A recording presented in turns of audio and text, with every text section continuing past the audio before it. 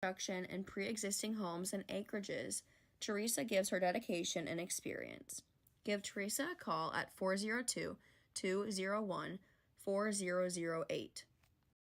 Joan Army is dedicated to providing the highest quality legal representation while maintaining a close relationship with each of his clients throughout Southwest Iowa.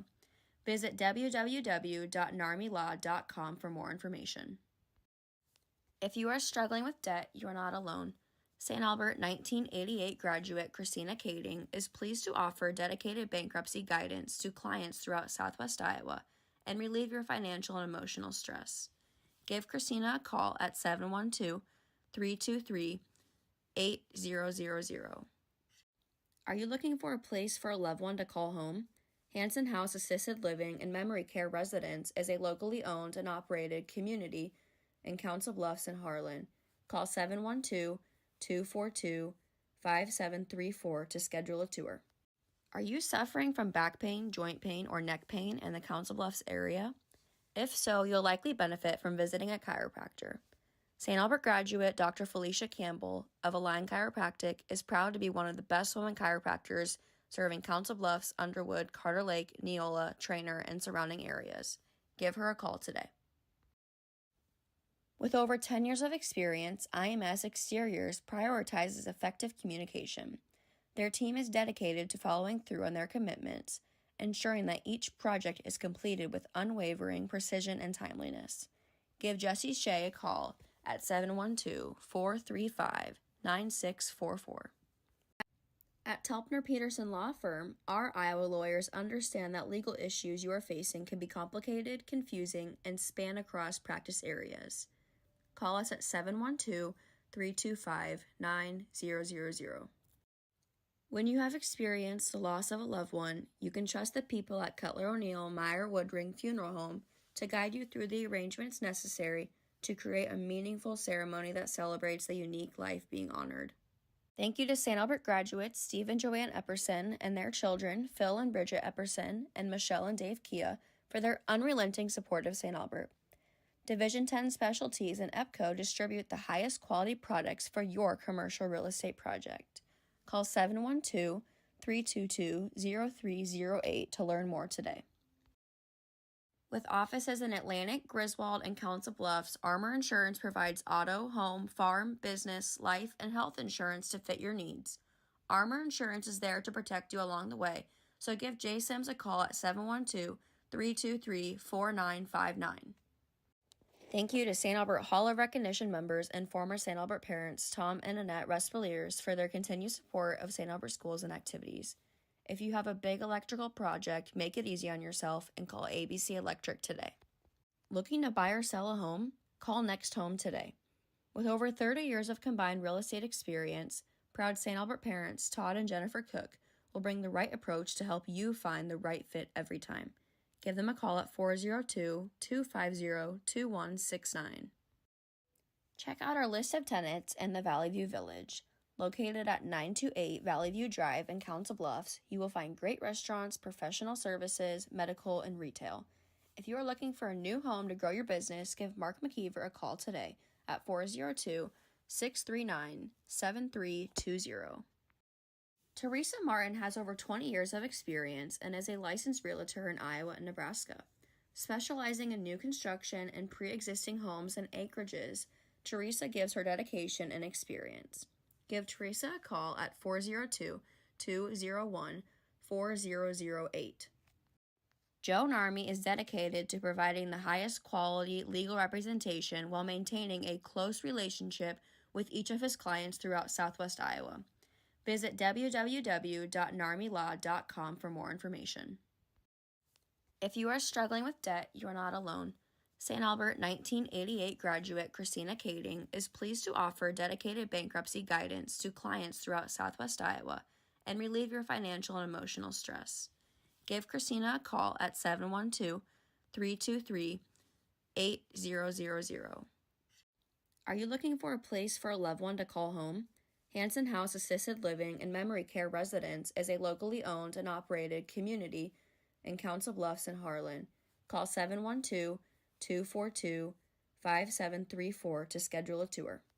Are you suffering from back pain, joint pain, or neck pain in the Council Bluffs area? If so, you'll likely benefit from visiting a chiropractor. St. Albert graduate Dr. Felicia Campbell of Align Chiropractic is proud to be one of the best women chiropractors serving Council Bluffs, Underwood, Carter Lake, Neola, Trainer, and surrounding areas. Give her a call today. With over 10 years of experience, IMS Exteriors prioritizes effective communication. Their team is dedicated to following through on their commitments, ensuring that each project is completed with unwavering precision and timeliness. Give Jessie Shea a call at 712-435-9644. At Telpner Peterson Law Firm, our Iowa lawyers understand that legal issues you are facing can be complicated, confusing, and span across practice areas. Call us at 712-325-9000. When you have experienced the loss of a loved one, you can trust the people at Cutler O'Neill Meyer Woodring Funeral Home to guide you through the arrangements necessary to create a meaningful ceremony that celebrates the unique life being honored. Thank you to St. Albert graduates Steve and Joanne Epperson and their children, Phil and Bridget Epperson, and Michelle and Dave Kia, for their unrelenting support of St. Albert. Division 10 Specialties and EPCO distribute the highest quality products for your commercial real estate project. Call 712-322-0308 to learn more today. With offices in Atlantic, Griswold, and Council Bluffs, Armor Insurance provides auto, home, farm, business, life, and health insurance to fit your needs. Armor Insurance is there to protect you along the way, so give Jay Sims a call at 712-323-4959. Thank you to St. Albert Hall of Recognition members and former St. Albert parents Tom and Annette Respaliers for their continued support of St. Albert schools and activities. If you have a big electrical project, make it easy on yourself and call ABC Electric today. Looking to buy or sell a home? Call Next Home today. With over 30 years of combined real estate experience, proud St. Albert parents Todd and Jennifer Cook will bring the right approach to help you find the right fit every time. Give them a call at 402-250-2169. Check out our list of tenants in the Valley View Village. Located at 928 Valley View Drive in Council Bluffs, you will find great restaurants, professional services, medical, and retail. If you are looking for a new home to grow your business, give Mark McKeever a call today at 402-639-7320. Teresa Martin has over 20 years of experience and is a licensed realtor in Iowa and Nebraska. Specializing in new construction and pre-existing homes and acreages, Teresa gives her dedication and experience. Give Teresa a call at 402-201-4008. Joe Narmi is dedicated to providing the highest quality legal representation while maintaining a close relationship with each of his clients throughout Southwest Iowa. Visit www.narmilaw.com for more information. If you are struggling with debt, you are not alone. St. Albert 1988 graduate Christina Kading is pleased to offer dedicated bankruptcy guidance to clients throughout Southwest Iowa and relieve your financial and emotional stress. Give Christina a call at 712-323-8000. Are you looking for a place for a loved one to call home? Hanson House Assisted Living and Memory Care Residence is a locally owned and operated community in Council Bluffs and Harlan. Call 712-242-5734 to schedule a tour. Are you suffering from back pain, joint pain, or neck pain in the Council Bluffs area? If so, you'll likely benefit from visiting a chiropractor. St. Albert graduate Dr. Felicia Campbell of Align Chiropractic is proud to be one of the best women chiropractors serving Council Bluffs, Underwood, Carter Lake, Neola, Trainer, and surrounding areas. Give her a call today. With over 10 years of experience, IMS Exteriors prioritizes effective communication. Their team is dedicated to following through on their commitments, ensuring that each project is completed with unwavering precision and timeliness. Give Jessie Shea a call at 712-435-9644.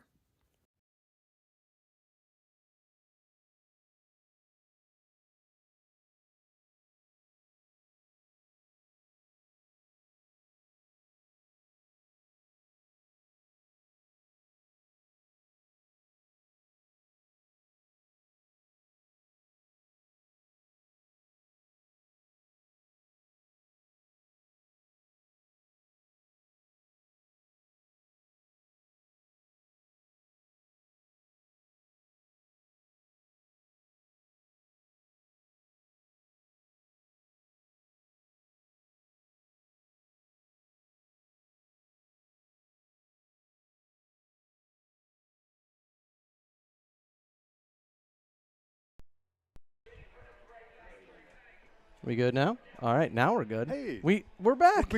We practice our intro. We can go All again. right. Well, hey, I'm Chad Hannon. Hey, and I'm Matt Madsen. We are here tonight, and thank you for joining us. We've got the Underwood Eagles visiting Ali Rafield at St. Albert. 0-2 Eagles. We'll get into that a little bit. It's pretty deceiving. Right. 1-1 Falcons. This is a non-district game, so really won't have much of an effect on playoffs or anything like that, but a spirited contest between neighboring communities nonetheless. Right. Schools that are used to competing pretty hard against each other. We are about to kick off the pregame festivities. A little bit different tonight. We've got the Boy Scouts. Right. That are going to be about the 50-yard line. They're going to pull the flag to the midfield, perhaps? Yeah, I see it just below the crucifix there. If you're looking at the camera, it might be blocked by the light pole, but looks like there's some places to put those flag poles. And we have activities director, new activities director, Mr. Cannon. I know you've interviewed him before, but hosting his first home football game. So, and he's actually, Mr. Coach Cannon's going to jump on this Bluffs Country broadcast and do a little analysis for them. Wonderful. During the game. Well, that should be exciting. A man of many talents, 1973 graduate. On your screen there is St. Albert School Board President Joe Narmy. And Father Max, I think, is going to join him for the pregame prayer, so we'll hold off and let you hear that. In the name of the Father, and of the Son, and of the Holy Spirit. Amen. Father in heaven, we ask your blessing on this game we are about to play. Give each and every one of us an awareness of your presence, that every motion we make may be made to the glory of your name. And may our words and our actions always follow what is pleasing to you. We ask this through your Son, Jesus Christ, who lives and reigns with you in the Holy Spirit, God forever and ever. Amen. In the Father, and the Son, and the Holy Spirit. Amen. And that was St. Pat's priest, Father Max Carson, with the pregame prayer. And Father Max, the chaplain here at St. Albert as well, roams the halls. We're going to have St. Albert freshman Lainey Britton singing the national anthem.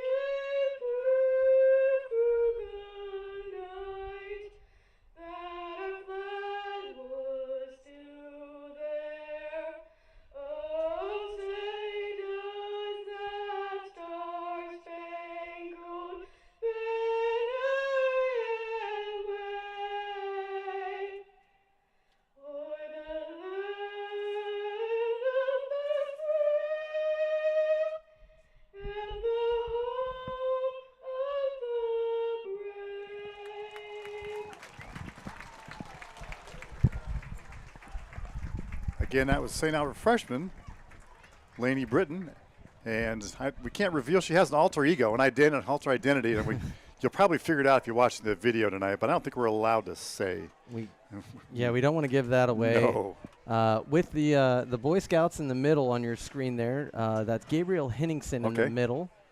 Hudson Jorgensen He's a third grader. Gabriel, I believe, is a second grader. And I can't tell who the young man on the left is. But I do know the scoutmaster up here. His last name is Henningsen as well. Okay. It's Gabriel's father. All right. It did nicely. Wonderful job. Am I recalling it's now just scouting? Yeah, I don't think it's Boy Scouts. Is that right? I believe it's scouting. I think the organization changed their name, but I could be wrong. And I don't know. I'm going to be honest with you. I don't know. We will find out. Probably somebody knows. So here, if you're listening from near or far, you want to shoot us a text. How about this? 402-680-8536. We don't have Charlie's number. Most of you have Charlie on speed dial. He is out of commission tonight. We'll find out. We'll start an investigation, see what happened to our friend Charlie Narmy. But 402-680-8536. If you want to shoot us a broadcast, tell us where you're listening from, give us a shout out or request a shout out. We'll see what we can do for you. I would imagine he's listening from. I do know where he's at. Right. I'm not going to give it away because I don't want to upset him. Mm-hmm. I would imagine that he's listening. Alexis Narmy, I still refer to her as the executive producer of St. Albert Sports Fan Productions. Yes. So she has checked in, given us her feedback. So we do appreciate that. Jay Pellet checking in from Chicago. They're for soccer. Okay. Got a lot of soccer going on in Chicago and Kansas City this weekend.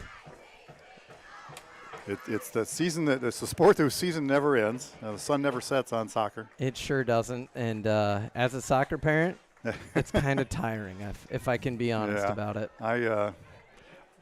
As an observer, it's fine.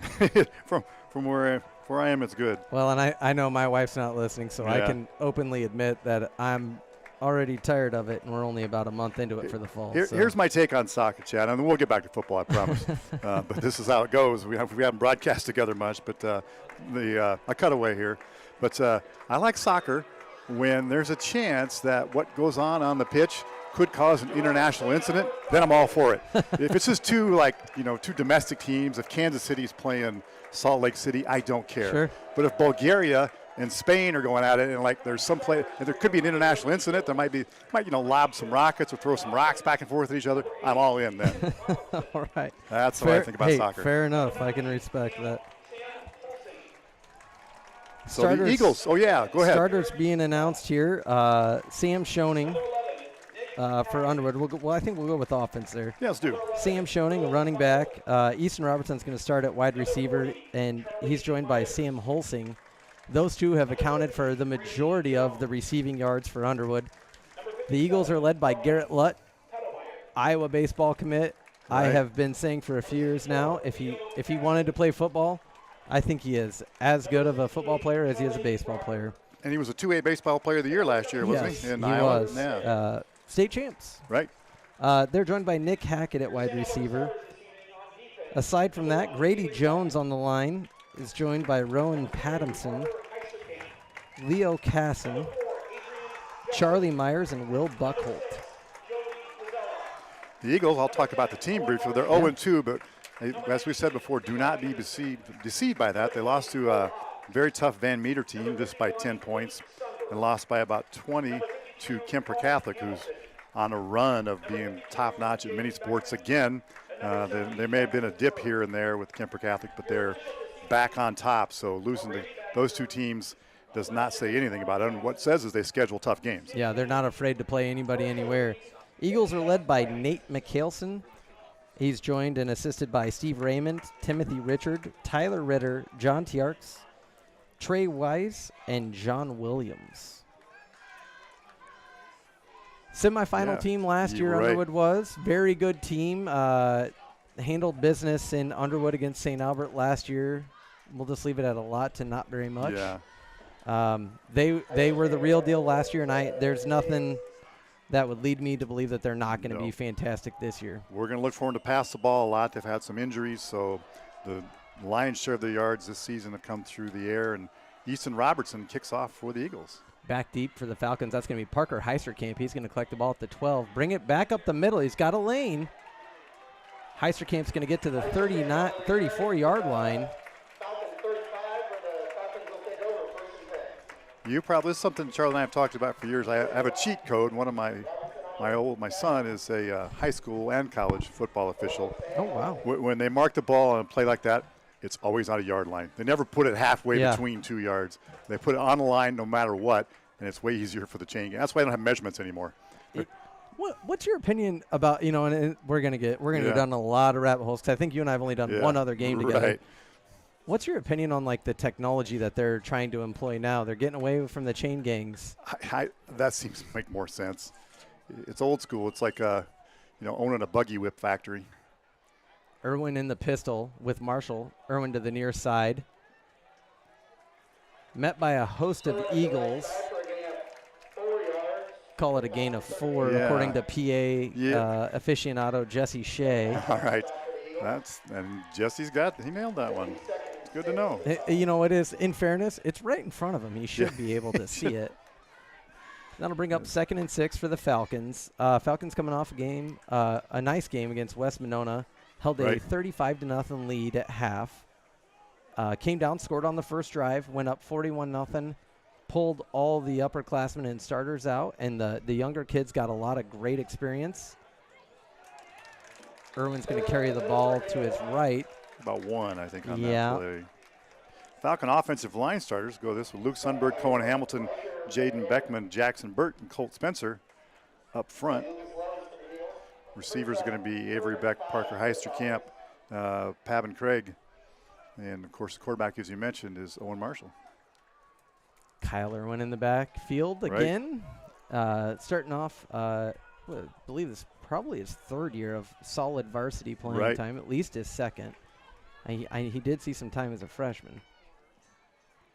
Irwin's got a little bit of wiggle to him that he didn't have last year. You can tell all these guys have been working hard in the weight room and on their skills in the off season, but you can tell he's been working on his foot speed for sure.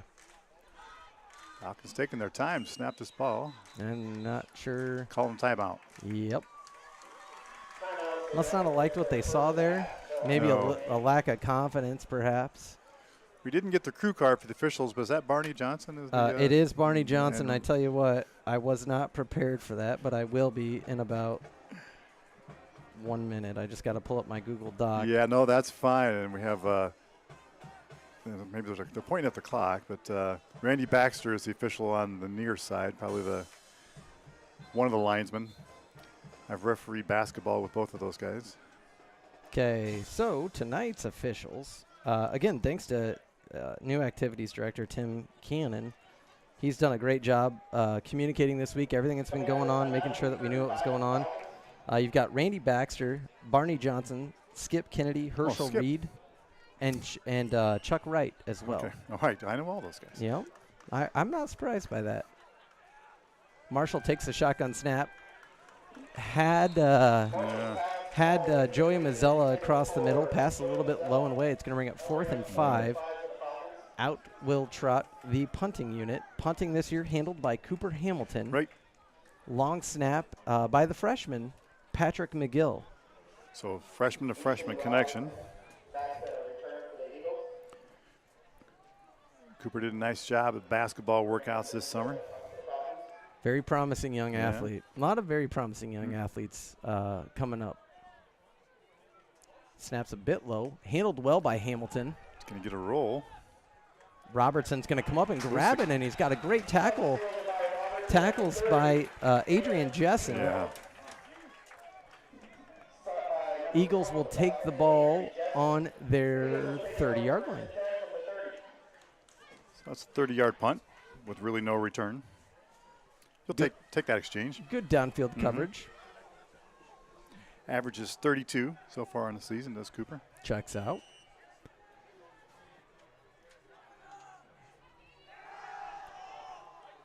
Lutt drops back. Pass is going to be incomplete.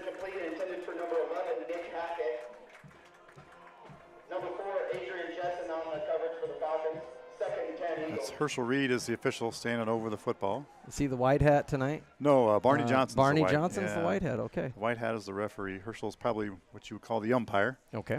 In the defensive backfield. Oh, is it that Herschel Reed? It's that Herschel Reed. Oh, man, he's kicked me out of a few events in my athletic career. YMCA YMCA basketball and slow pitch. Yeah. He once told me, and this is, I can't believe we're getting into this in the first quarter. Oh, yeah, why not? I was playing third base, and Eagles are going to run hurry up here. It's going to be 3rd and 5. Okay. So this is I haven't had an opportunity to physically watch anything Underwood. Checks with the sideline. Lutt's going to take the snap. It is in and out of the hands of Robertson. It's no good. 4th and 5. So, all right, so you got kicked out of a game. Keep going. Yes. So I was playing third base. A shot passed me in between myself and the foul territory, right? And it was, my memory tells me at least 2 feet foul. Yeah. He goes, well, I need another angle. And I looked at him and I go, Hirsch, this isn't ESPN. There's no instant replay. And he was not having it that night. He said, go to the parking lot. We'll visit later about it. Great guy. Aside from my poor sportsmanship, we've been able to get along for quite a while. Nearly blocked. Who was that in there? Looks like Kyle Irwin. Hit an eagle, hit Robertson. The return man, Heisterkamp, ran toward it, then backed away. And it bounced off the face mask of an eagle. Looks like the Falcons maybe lost a yard from where it really hit him. But again, they're going to mark that right on a prominent yard line, in this case, the 35. It's 30 yards on that punt. Both teams go 3 and out on the first drive. Nothing. And then punt it 30 yards. Yeah. Just kind of trading things back and forth. So it's like a little bit of a test run for the first 2 minutes and 40 seconds. Not a big deal. Feeling each other out, seeing where the weaknesses are. Marshall fakes to Irwin. It's going to get it out to Avery Beck, who's got a little bit of space on the sideline. He'll get it up to the 45. 44, excuse me. It's going to be 2nd and 1.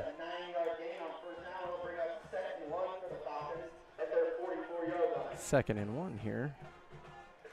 Falcons, they will run the ball through the A and B gap a little bit. Irwin, I think, is in his best opportunity for success when he bumps it to the outside, but he is capable up the middle. Marshall possibly going to sneak this. Yes, he is, and he's easily going to collect the first down. And still going. Great push by the offensive line. 9 yards. First down of the game for either team goes to the Falcons, and they're in Eagle territory. You may have said that.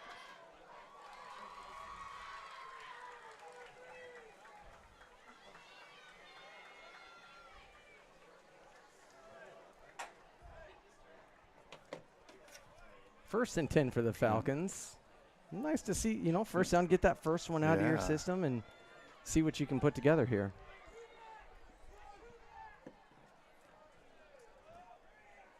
Irwin in the pistol. He's going to bring the ball right up the middle. Very, very good defensive play. And he was met in the backfield by Charlie Myers, just a sophomore, 5'8", 188. Nice play by Charlie Myers. Stout.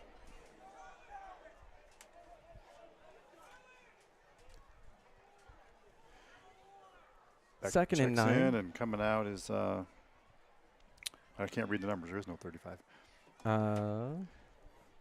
85. 85. That would be Paven Craig. Yep. Comes out. Nope. 85, 87, somewhere in there. You're McCoy right. Daly, perhaps. Is it 87? McCoy Daly. McCoy Daly. Yeah, all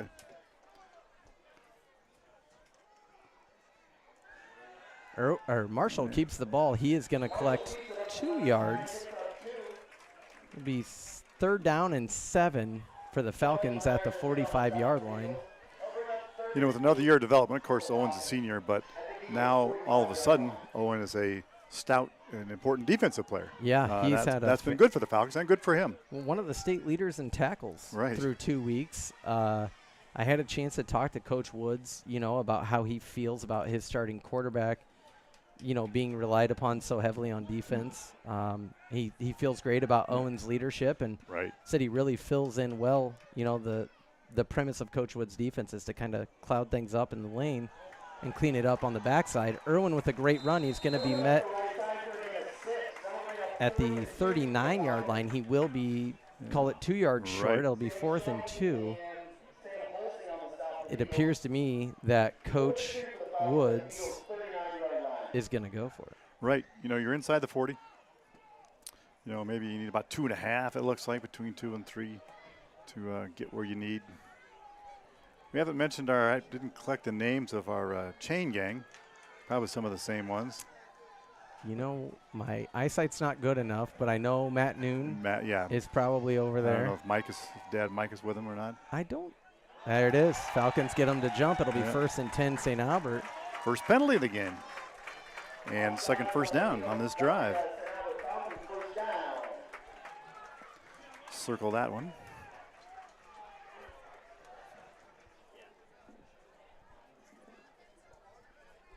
Marshall trots over the sideline, gets the play. Not far to go. Falcons are on the right set of hash marks.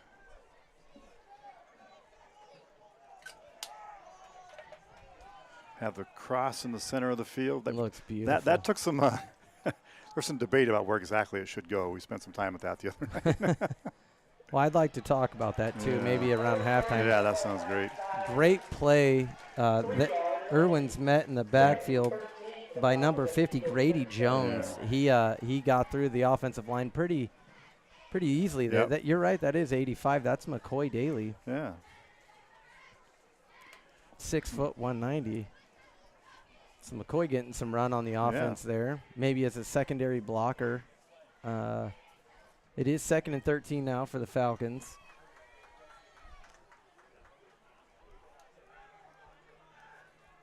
It's the 5th carry for Irwin already. That loss, though, put him down to about 9 yards. Marshall's going to think about it. He's going to run the ball. He's got a bit of a lane. Collects 5 yards. Yep. Gets to the 32. And that's the guy we talked about, Charlie Myers, on the tackle.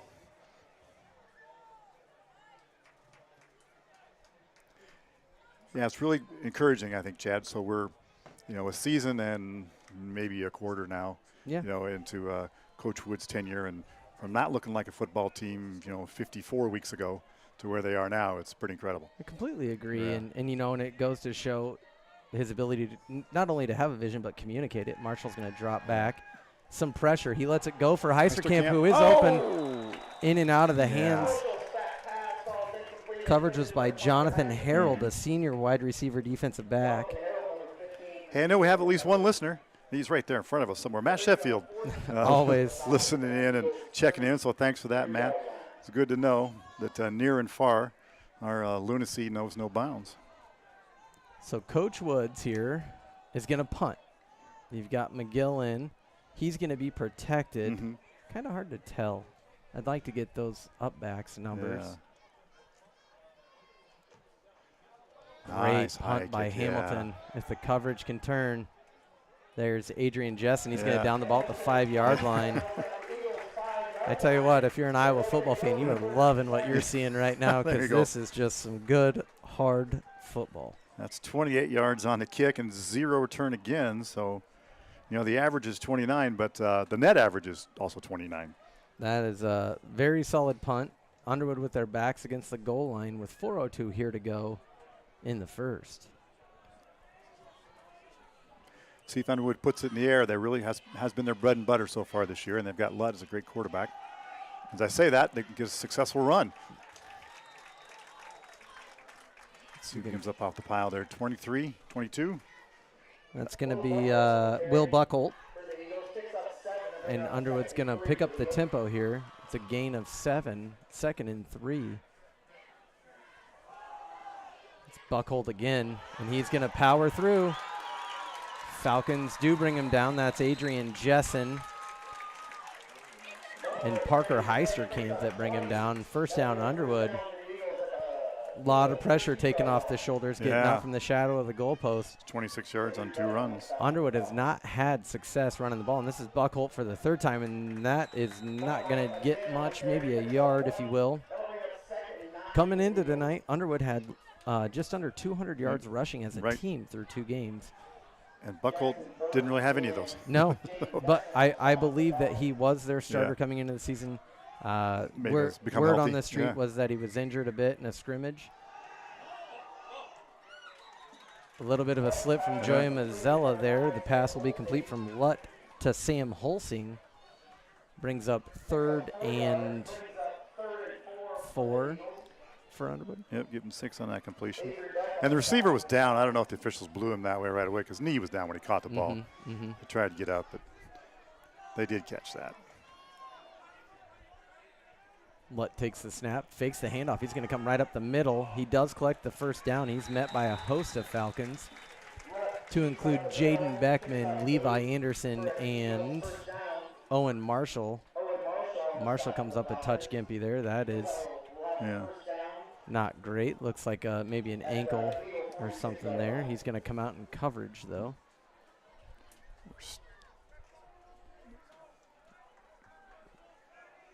Umpire resets the ball. Yeah, not sure why it got 5 yards away, but it's back.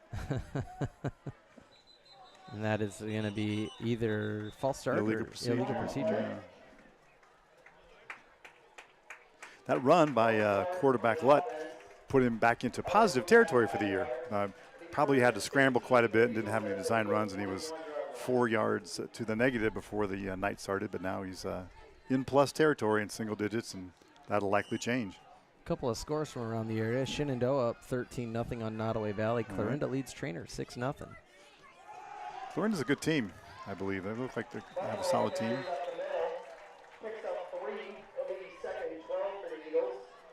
Buckholt picks up 3 up the middle. Tackled by Beckman and Anderson in the middle. Falcons in their traditional 4-3 defense. Playing their linebackers a little bit close to the line of scrimmage. They're going to send them both on this play. Lutt is going to air it out. Mazzella with good defense there. And some deranged coach thinks that's interference. That was great defense. He's throwing up his arm. We don't call out kids much, but when coaches do stupid stuff, fair game. Fair game. Fair game. He's throwing up his arms like he was being robbed at someplace. That pass was intended for Lutt's favorite target. Perfect Easton defense. Robertson. Very good defense. Right position. Mazzella, just a sophomore, two-sport fall athlete. Lutt going to drop back again. Falcons do get pressure. To Myers. Avery Beck and Parker Heisterkamp will be on the tackle. That brings up 3rd down and 8. 4th down. 4th and 2. Short. Yeah, midfield. Eagles going to go for it here. Again, they're going to check with the coach. An interesting offense. Oh, got a little antsy. Our defensive back just forgot where the line of scrimmage was, and he was past it. That's Adrian Jessen over there. We don't always call out those guys. That's all right.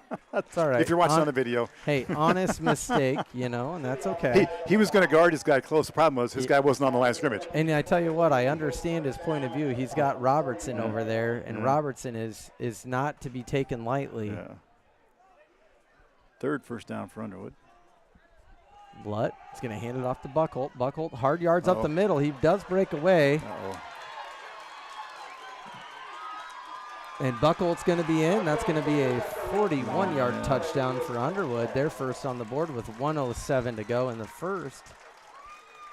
Good hard run from Buckholt.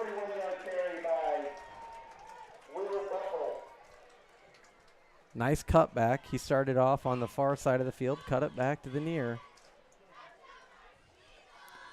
Robertson is the PAT man. He is 3 for 4 on the year. Is Lutt the holder? I believe. I can't see the second digit on there. It does look like Lutt, though. Looks like, 10 or looks 11. Kick is up and good. Punches it through. 11. Good read. That's Nick Hackett on the hold. Clean snap, clean hold, good kick. 7-0 Underwood.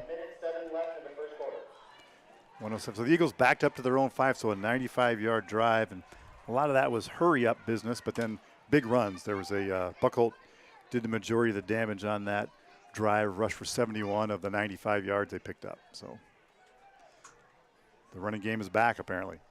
Lewis Central up in the first quarter, 10-7 against ADM here in Council Bluffs. Harlan up 7-0 on Glenwood. Kemper and HSTW, probably one of the premier matchups in Western Iowa tonight, tied at 6 in the first. Those are two teams with dome aspirations. I do have a shout out when we have some time, but we're in between. Yeah, so we're hearing from, let's see, let me read the whole thing here. North Phoenix, Arizona is Tim and Lynn Vogel. Mr. Checking and in. Mrs. Vogel. Mr. and Mrs. Vogel, longtime fans and wonderful friends. Wishing us all the best here. They're figuring out the whole retirement thing. I think they've been at that for. Yeah. I was going to say, I think Mr. Vogel, he was retired when he was our study hall / disciplinarian person. We spent some time together. We spent time together on Ragbri. He was our driver, so fantastic. We could tell tales of toddies and trailers. Trailers nothing but trouble. Just ask him. Robertson's kick is going to be corralled by Heisterkamp. Heisterkamp looking for a lane. He's going to be tackled. Very good open field tackle by Samuel Schoening. So the Falcons with their least favorable field position to start at their own 20 after 2 starts at their own 35. So field position game has switched. We had Underwood back at their own 5, and now we're starting much closer to our goal line than we'd like. See what the Falcons can do to pick up. Got a couple first downs in that last drive before they got rid of it. 1 through the penalty and 1 on the ground. 1 pass completed so far to Avery Beck. Beck's going to be in the pistol formation behind Owen Marshall to start this drive. Number 85, McCoy Daly, playing tight end there on the far side of your screen. Cooper Hamilton as well at wide receiver. Here's Avery Beck. He is met pretty quickly at the line of scrimmage by a couple of Eagles. Jonathan Harold, who's playing a nice, I believe he's a linebacker. He's had a pretty good start to this game. So the Falcons need to run at least one more play here in the first. Right.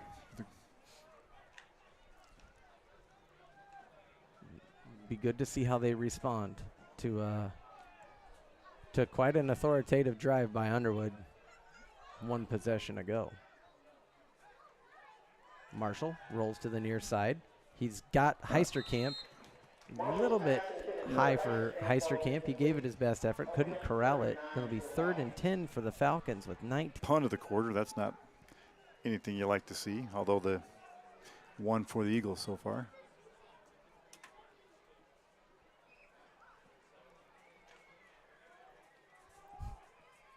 Oh, it's still 3rd. Yeah, 3rd and 9. It is not 4th down. They will not be punting.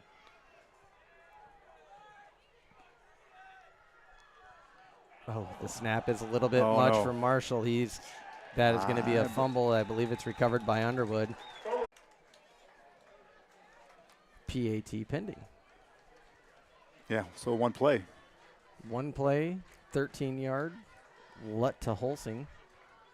Holsing, I believe, had 2 touchdowns coming into tonight. He did. 6 catches for 133 yards.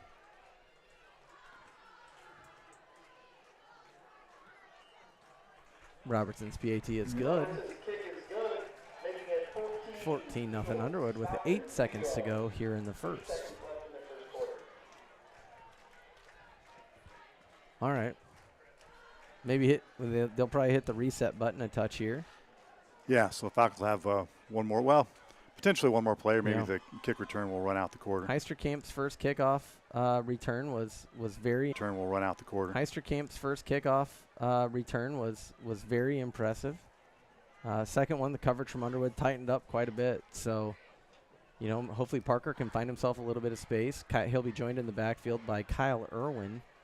Up backs will be Avery Beck and.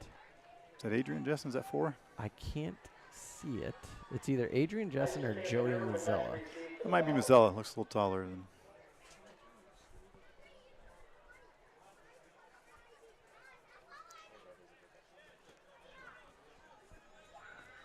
Good turnout here for the first game at Al Lieber Field. It's, I suppose we could say it's the first game of the last season for now. Right. Up here at Al Lieber Field, Falcon football and soccer will be moving to Iowa Western starting with this coming soccer season and next football season through a very generous partnership with Dr. Dan Kinney and the Iowa Western Community College. The beautiful stadium that is just about wrapped up. Robertson's kick's going to go to Heisterkamp again. Heisterkamp looking for a little bit of space. He finds some. He's going to get his way. Ball's out. Oh, no. Heisterkamp returned it to the 28-yard line. Unfortunately, fumbled on the return, and it was recovered by Underwood with 1 second left on the clock here in the first. It'll be Underwood ball at the 29-yard line, 1st and 10. I was hoping he was going to be down. I saw the ball pop out, but I don't think he had quite gotten down yet. Lutt back to pass. And the pass for Sam Holsing is incomplete. So we go to the second quarter. Go ahead. Quite a difficult into the first quarter there. Falcons were in pretty good shape until a couple of turnovers late in the quarter. But find themselves down a couple touchdowns at the end of the first. So, yeah, you mentioned, Chad, final season here at Al Lieber Field for the varsity games. For varsity, yep. Varsity games, maybe some sub-varsity and PAL, junior high level contests continue to play here. So as far as I know, there aren't any, documentarians here following the team and the field people around. But unlike, something at the baseball field in Norway, Iowa, you familiar with that? Yeah, I actually grew up just a little bit south of Norway before I moved to St. Albert in a little town called Marengo, Iowa. Yeah, yeah. So, they're not going to be as historic as that little ball field, but it's seen a lot of terrific football here over the years. A lot of kids have given their all, and their parents, and so it's been a little bit of nostalgia, but it's going to be an improvement where we're going. The facility is going to be top flight. It is indeed, and and there have been a lot of press releases about, and I was pretty involved in the entire process, and it really came down to. And I've shared this with a few people that, and understandably they're not in love with the idea of going and playing off a campus. The reality is a lot of Catholic schools in the state of Iowa do not play on campus. And I have jokingly said, and purely jokingly, to some of the folks that were unhappy about it, hey, if you've got an extra $3.5 to $4 million sitting in the pocket that you'd love to donate, let me know. I'll call Mr. Ryan, and we'll start working on doing this. I met with a total of 4 companies to look at renovating Al Lieber Field. The grass playing surface is pretty tired here, and it takes a lot of work to get it. It looks as good as it has in a long time. Unfortunately,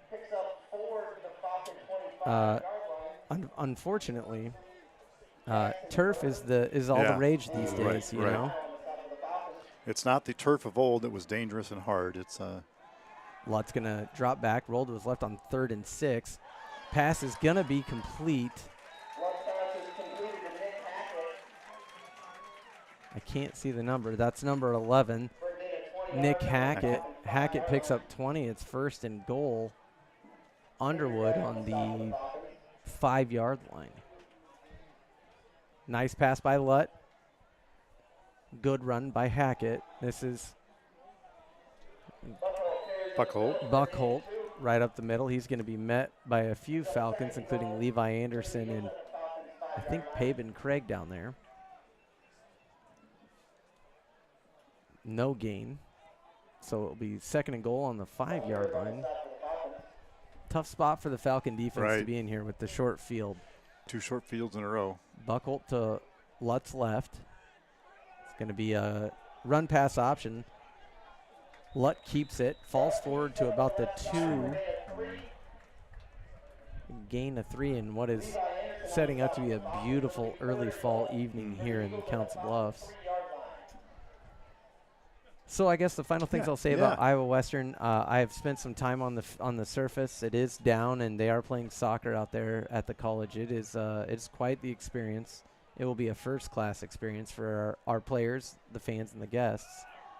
Buckholt's going to be up and over the goal line for a touchdown. It's a 2-yard gain. It will make it 20-0 Underwood. Charlie Myers. But you will see, a positive in all of this is more field availability for our younger ages, which is a pretty significant issue. So we will see more youth football games up here. Right now, there's not a lot of those. And ability to practice more on the main part of the field. I mean, the coaches have been careful, particularly the last year or so, about not wearing out the field by practicing down the middle. Kick is no good. Kick looks to be short and to the right. Heavy pressure from the Falcons by 8 there. This other all the time. I've learned a lot from coaching with him, but he is getting the most out of these young kids, teaching them quite a bit, and he has just been an absolute delight to have around.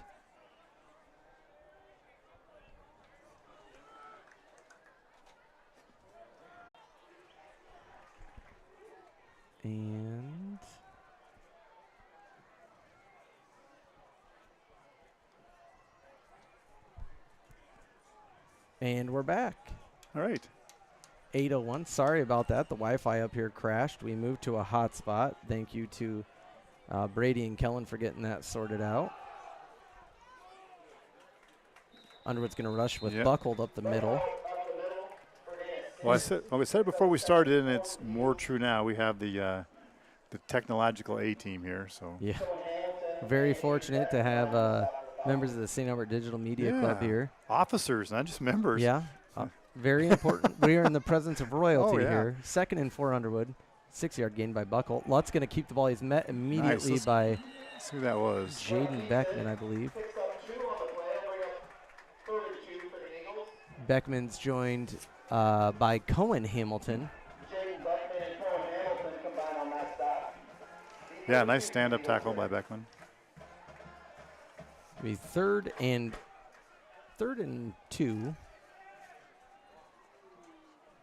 Underwood's tempo, I think, has created some areas of concern for the Falcon defense here. And that is going to be offsides lined up. The Falcons are lined up offsides. Something on the far side of the field. Now, we saw what we'd seen before, one of the corners rush up to the line, but I don't think it was that player because the official on the near side didn't call the flag. Second penalty on the Falcons, both for about the same thing. Kind of a pre-snap penalty on the defense, which is a little bit rare.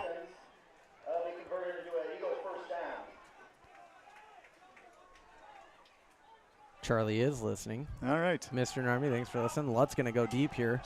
It's going to be just out of the reach of Robertson. Marshall with him.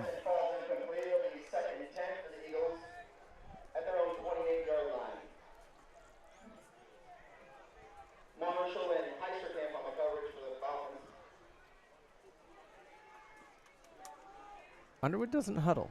I find that interesting. Yeah. I suppose they have experience. They've been working together. They know what they're doing.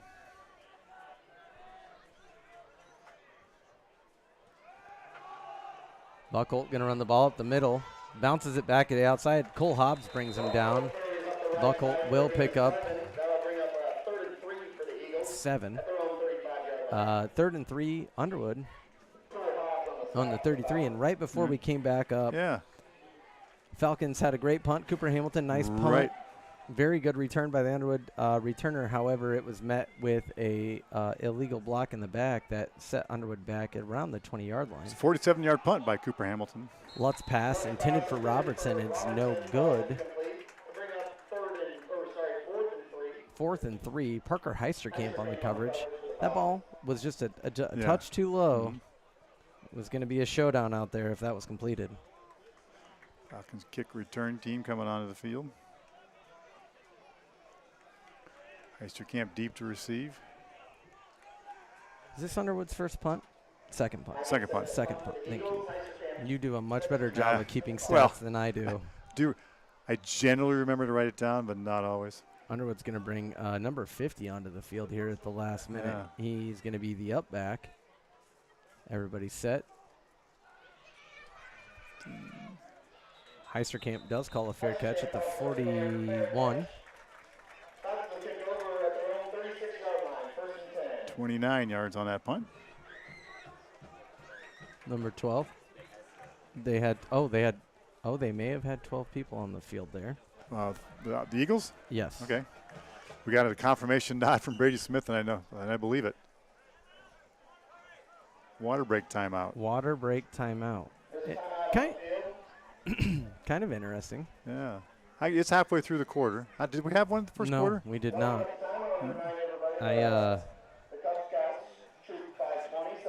Did not. It's 77. Well, quite- but it was a quite game. pleasant. Might be a game time thing.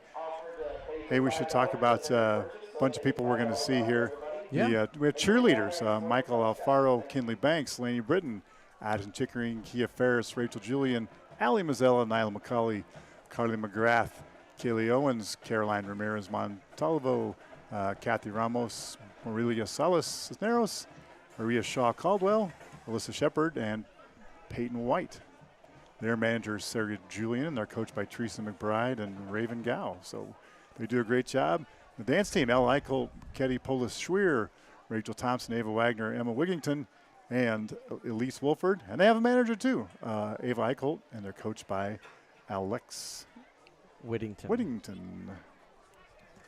Alex in her second year as the cheer coach. Same for Raven Gow. Yeah. Great participation. We just saw the cheerleaders on your screen there. Quite the squad. We love to call out names. We'll get everybody called. I need to find out who the student managers are, and I have my students here help my Brady.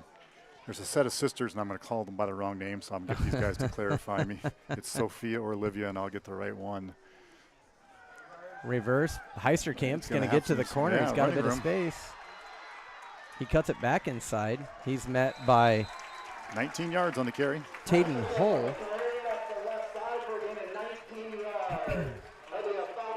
Falcon first down, ball on the 45-yard line. They're heading in the right direction. Number 15, Jonathan Harold on the stop for the Eagles. Falcons will have the ball here, 1st and 10 from the Eagles' 45-yard line. All right, Kellen, have you do me a favor and write down the names of our student football managers there on the sidelines. I have the one girl's last name, and I can't remember which sister Molly that is. Roslanik. Molly Roslanik, and I want to make sure I have the right sister there. I see them at church every week at 4 o'clock with their mother down at Corpus Christi. See them at Mass. Marshall hands it off to Irwin, near side. Irwin's going to be met by a host of Falcons led by Jonathan Harold. No gain, 2nd and 10 at the 45. All right. That's why these guys are so invaluable. Thank you, Kellen. All right. It is Olivia Ledesma and Molly Roslanik. So thank you to Lisa Roslanik for checking in. Oh, great. Yeah. Manager's doing a great job on the sideline. And I do have to say for both Olivia and Molly. Yeah. So we've got a couple of ball boys, water boys, utility type folks. Yeah. Max Mesher in 5th grade, Jack Narmy in 6th. All right. My oldest son, Kellen, in 4th grade. And Yep. Molly and Olivia do a fantastic job keeping those guys straight and going in the right direction. They could use it, and I think that both Olivia and Molly are good leaders. Marshall tucks the ball. I would say that was a bit of a rush after not seeing much down the field. Will be a loss of 1. It's 3rd and 11 for St. Albert.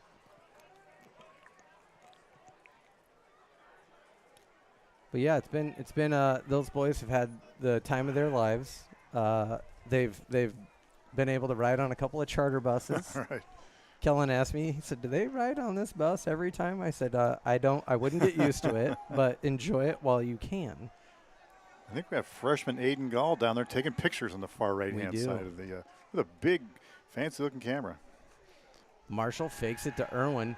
Will look for Is that Heisterkamp? Heisterkamp. It was.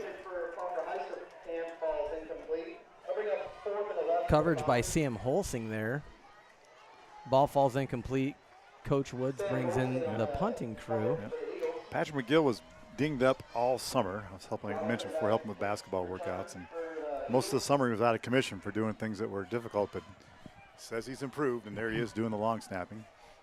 He's off to a really nice start. Yeah. He's working hard at it.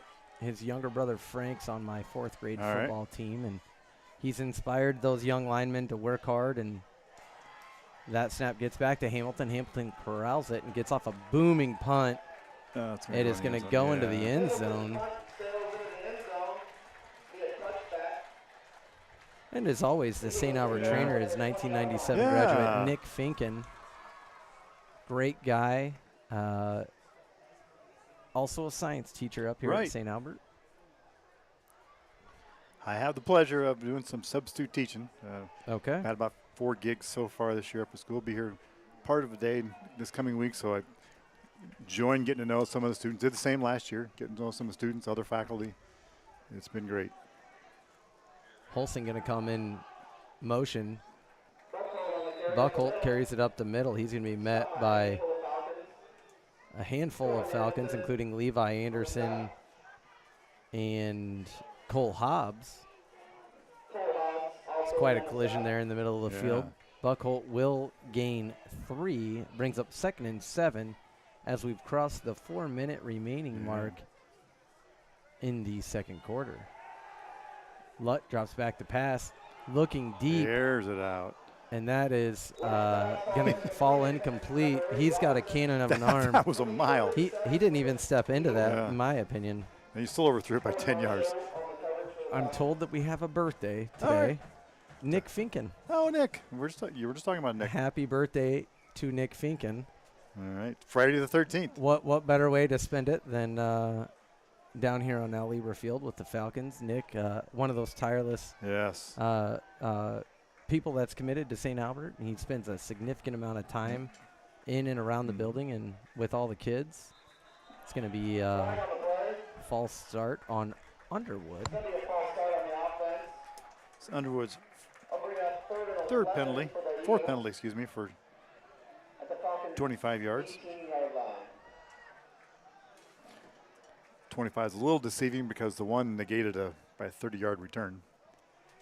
Just get credit for the 10 on the block in the back. 3rd and 12. Ball on the 18. You'd have to think that Lutt's going to air this out. Lutt looking to the near sideline. Pass was intended for number 11, Nick Hackett. Hackett was covered by Joey Mazzello. That pass falls incomplete and will go 4th and 12 with 3:39 in the second. So at halftime, we'll have the dance team. I also think that we're going to have the band. Great. Yeah, we'll mention the band members. I think Dr. Michael Beard's doing a nice job with the band. He really is. And we have a pep band roster as well. Right. Yeah, we're going to call out band members. There's no doubt about that. We're not while they're playing. Yeah. Oh, boy, that could be a calamity. A low snap, and the kicker went to the ground. It'll be St. Albert ball on the 5. Yeah. So that's called turning over on downs. That is a fortuitous bounce for St. Albert. Hackett did his best to corral that. Yeah. A little bit of a low snap. The mark going to be. And sometimes it goes in your favor. Robert Johnson, generally known as Barney, demonstrated what happened on the play. It's like right at the 5-yard line. All right. This is kind of a gut check moment for the Falcons. You have 5 yards and 4 downs. You get this done. Falcons looking to respond here. And we're going to have a timeout, or the ball's just not set. Ball was not set. The first is over for the Falcons on Eagles' 5-yard line. So Marshall with Kyle Irwin in the pistol. Marshall's going to go up, maybe sneak it. Yeah. And he does get through the first line of defense, and we'll get down to about the 1, maybe the 2. I think so. Second and goal. But you're right, it is gut check time. Right. You Underwood's too good of a team to let them get 2. They're already up 3 scores. You don't want to give them much more than that. Or that's a mountain that's pretty hard to climb. Marshall not under center this time, like as he was last time. Irwin in the pistol. Taking their time, as they have generally been all night now he is under center. Marshall again looking for it. I think he's second going to effort. get in. Touchdown, Owen Marshall. All right. 2:52 to go here in the half, and the Falcons are on the board. It's 20-6. I get to switch to my green pen to write down a St. Albert touchdown. There it is. So this is a highlight of the young night. Yes. Thank you to the Bic Corporation for making these babies in France. Falcons going to go for 2, it appears. Just a couple kidding. Successful. Coach Woods playing a bit of games. Marshall to hold, Irwin to kick. Good hold. Yeah. Yeah, he scooped it off the ground. 20-7 Underwood here with 2:52. Now the Falcon defense needs to come back up and stand up tall if they want to continue to hold tight in this game. Hey, this is not a criticism of our visitor because they're really handling us so far, but I think just they may have lost some steam. I think our coaches would agree. You know, their urgency really kind of faded a little bit on that last drive. And you don't want to encourage them to step on the gas. No. But, yeah, that last drive did not look like previous drives. Right. They were clipping along at a really nice pace for a while there. But this could be the wake-up call, and they're still ahead by 2 touchdowns, shy an extra point. So they may have inadvertently done themselves a favor to jolt themselves awake here. Maybe it was that water break that slowed him down, Chad. Could be the mysterious water break. Jake Mesher does stats for the varsity team. Okay. He is traveling to soccer. Okay. Listening in. So, Jake, thanks for you and Colby listening on your way to your soccer tournament. Let's see what else I got here. Of course, you know I'm old. Jake's parents were behind me in school. Were they? Oh yeah, not long, not far. I would have guessed probably about the same age. Yeah. Not to age. Yeah. Bob and Michelle. As relatives, I don't want to get on their wrong side. Well, if you're here at the field watching, the Falcon drone is kind of hovering just above the asphalt area in the south end zone. You see the little green light flashing. And I wish I could remember the name of the student that runs that. We saw him that day at this kind of the controlled scrimmage. Bit of a squib kick from Hamilton. It's going to be collected by Robertson. Robertson looking for a Starting lane. to turn the gas and caught from behind, fortunately, by needed to turn so he can see his number. Number 9, that's Ollie Uronic, I believe. Oh, yeah, he has some tackles. Yes. Always fired up. And that's a touchdown saving tackle, I think. Yeah, nice return by Robertson. He was getting some steam and finding a lane, and it was not looking good. So the 37-yard line. Doing stats tonight for the Falcons, Matt Coughlin for the 3rd game in a row. First time for Justin Nelson, the husband of Dr. Ann Narmy. Timeout, Underwood. Carries the burden of being Joe's brother-in-law. Which I can't imagine. We wish we could lift that burden from Justin, but we cannot. You can't choose your in-laws, as I've been told. My in-laws tell me the same. They didn't choose me.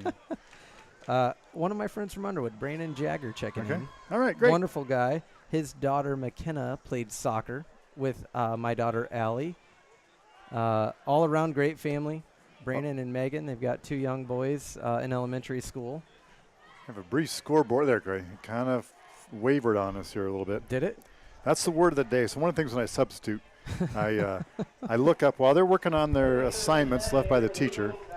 I Google vocabulary words 6th graders should know or 8th graders should know. I just pick the grade, and then we put them up on the board. At the end of the period, we kind of go through things. And one of the words yesterday was we had to figure out the difference between waiver, W-A-V-E-R, and W-A-I-V-E-R. Oh, that's brilliant. So hey, you know what you're doing? The Lord's work. We worked on that a little bit. bit. Kids that. So the scoreboard, that was waiver, the verb, not waver with an I, the noun.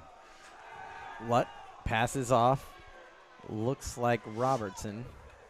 Decent game. Robertson is main receiver. Right. 15 catches, including 3 touchdowns. It's his first catch of the night. 2nd and 3. Eagles in a hurry to score here with 2:20 to go. Buckholt carries the ball. He's going to be met by the host of the defensive line of Falcons there. That's Avery Beck, Jaden Beckman. Yep. Jaden's who I saw causing most of the trouble there. Underwood still in a bit of a hurry here. 3rd and a long 2. Lutt with Buckholt to his right. And you see those Falcons corners start to press up. That's Jessen at the top of your screen. Buckholt carries the ball. He's going to be met in the backfield by Cohen Hamilton. Hamilton is assisted by Avery Beck. And now Coach Woods is looking for a timeout. maybe not. He is not. Wisely, you know, you don't have to punt here. Conventional wisdom will say that you don't punt. And I may have that will be misspoken. timeout St. Albert. I may have mischaracterized, Chad. I talked about perhaps that the Underwood offense lost a little steam. Maybe we should give the Falcons some credit for slowing things down, because this drive, again, you know, the Falcons' defense is looking a little bit better. Could be a little bit of column A, a little bit of column B right, there. Right. I think it's going to be very important for these Falcons to stay seated. Right. Don't jump. Right. It's 4th and 2, so I'm sure that will be the topic 1 of conversation. I can hear Coach Colgett in my ear still saying, stay in your seat. Perhaps with a few adjectives in there. Describing the color and the seat and so on, those kind of adjectives. Absolutely. Yeah. The sturdiness. You know, 4 legs. Something like that. I saw Coach Colgett a few times this summer, and worked at one of his establishments during the College World Series. You know, us retired guys, we retired guys have to, you know, keep active, keep a little busy. Coach Cannon kept me running ragged, helping with basketball this summer. It was terrific and great. I tell you what, as a parent, I loved having that a couple times a week for my kids to get up here, keep a basketball in their hands. A couple times a week for the younger guys, and 4 times a week plus for the bigger ones. Who could make it? Underwood is going to get the punt off there. A little bit of pressure from Levi Decent Anderson. Kick. Fair catch. Parker Heisterkamp calls a fair catch, and it will be marked at the 24-yard line. Excuse me. 1st and 10. Falcons with 1:22 to go. Again, about a 30-yard kick.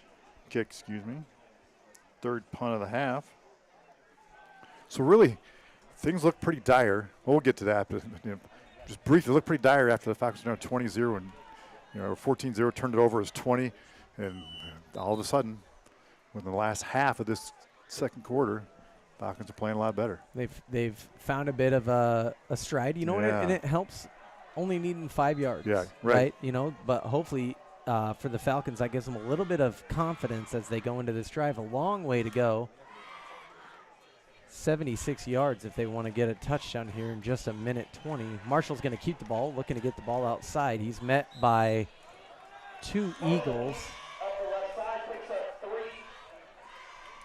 That is Hull, and I might have to turn the light on in here. My eyes are just getting a little too tired. Hull and Chase Ogle, I believe. You're throwing me a curve, Chad, because Charlie never calls out the names of the other teams. That's usually my job. That's fantastic. Hey, no, I'm keeping better stats that way. Feel free. I can't see much. No, I'm keeping better stats that way. I don't care for the light on in the press box. I don't either. It's right. It glares off the glass. Glare off the glass, and my eyesight sucks the way it is. I have good night vision. I just lean in and use the light from the field. 3rd down and 5. Falcons. Going to need 5 yards here. Just 52 ticks on the clock remaining.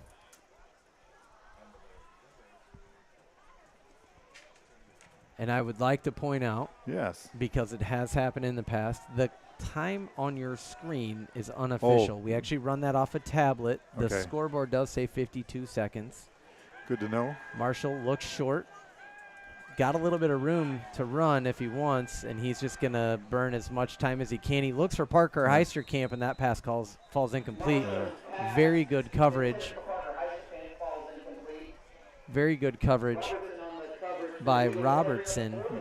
He's quite the player. Right. I've come away very impressed with him. Easton Robertson. You know, and these Eagles graduated just almost, you hate to say a generational. Right. You don't want to put too much pressure on it, but man, those guys terrific class. They were incredible at everything they did.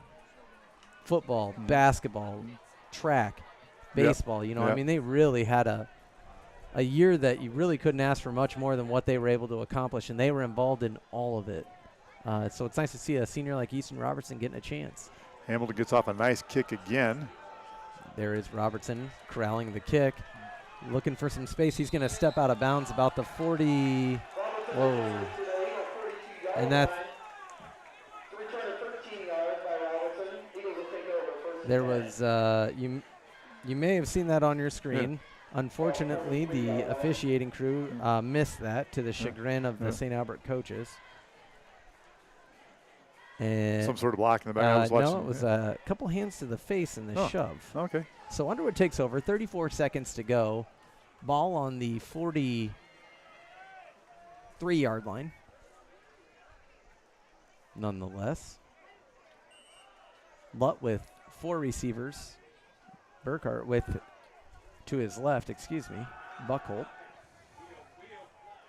Lutt. Incomplete. Oh, finds a receiver. Yeah. He had Hackett in the middle. A little bit of a low pass. Yeah. Hard to corral.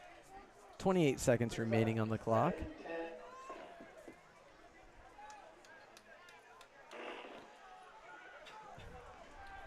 The half was kind of moving along until it slowed down here the last couple 3 minutes. Eagles will go trips left.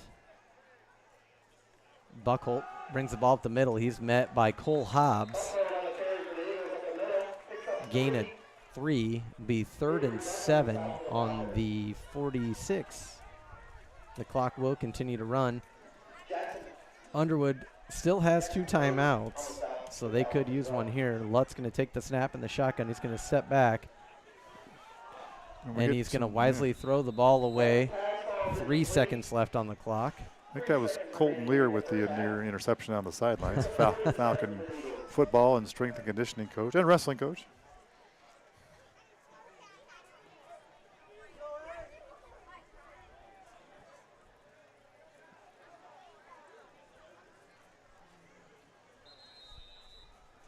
Eagles going to call timeout with 3 seconds to go. You've got to think a Hail Mary likely in this stage, so the timeout will give Underwood a chance to game plan, St. Albert a chance to how they're going to counter that. You think about some of the taller players on the team. You've got Cooper Hamilton, right, probably 6'2", 6'3", in that range. Owen Marshall's not short by any means. You're probably going to want him back near the goal line. And the intent would be, I'm assuming that Coach Woods, Coach Schatzberg, and Coach Gradeville and Brock Gentili are saying, knock the ball down. Do not tip it up in the air. Yeah. Don't try to intercept it. Be a hero. Knock the ball down. Let's go to the half, down 13. Let's see who drops back. Of course, Parker Heisterkamp as normal. Marshall, as you mentioned, working his way back. Also going back there is. So the Falcons are not going to drop anybody back near the goal line. But they're playing 17, 18 yards off. Lutt drops back to pass. Underwood's getting some people together. Good pressure by Cohen Hamilton. And that ball is nearly intercepted by Hobbs. No. Levi Anderson. Yeah. Falcons trail by 13 as we head into the half. Kind of a frenetic end there. Right. Really dragged to a halt. Right until the tail end there. Yeah. Good response by the Falcons. It's, really got away from them there at the end of the first quarter. Right. But a good response. Coach Woods is going to rally his troops to the north end zone. And Underwood heads to the south end zone. We've got the dance team coming out here. And, Matt, if I've learned anything, it is that you do not talk during the dance team. It's going to give me a chance to do some math on I'm going to take my headset off and I'll let the dance team do their thing. They may be trying to cue up a little bit of music here, so we'll fill some air. Yeah. You go ahead and do that. I'll start on some math. Go ahead and handle that, and we'll wait for the dance team. We did give them a shout out earlier tonight. Smaller team, but a mighty team. They've won quite a few awards at the various competitions. And here's the dance team.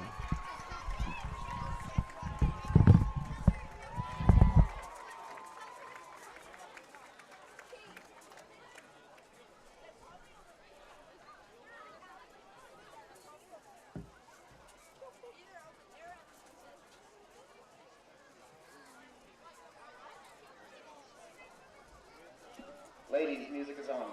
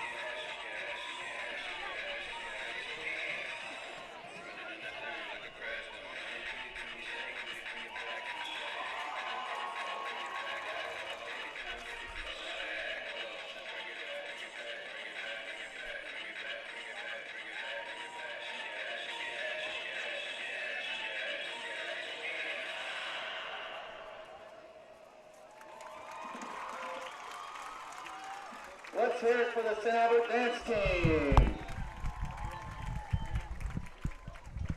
Wonderful performance by the dance team there. As always. I believe the band, at least that was in some of the instructions that I had received. The band may be, but I don't see them here. Okay, the band is not going to take the field tonight, and that's A-okay. No big deal.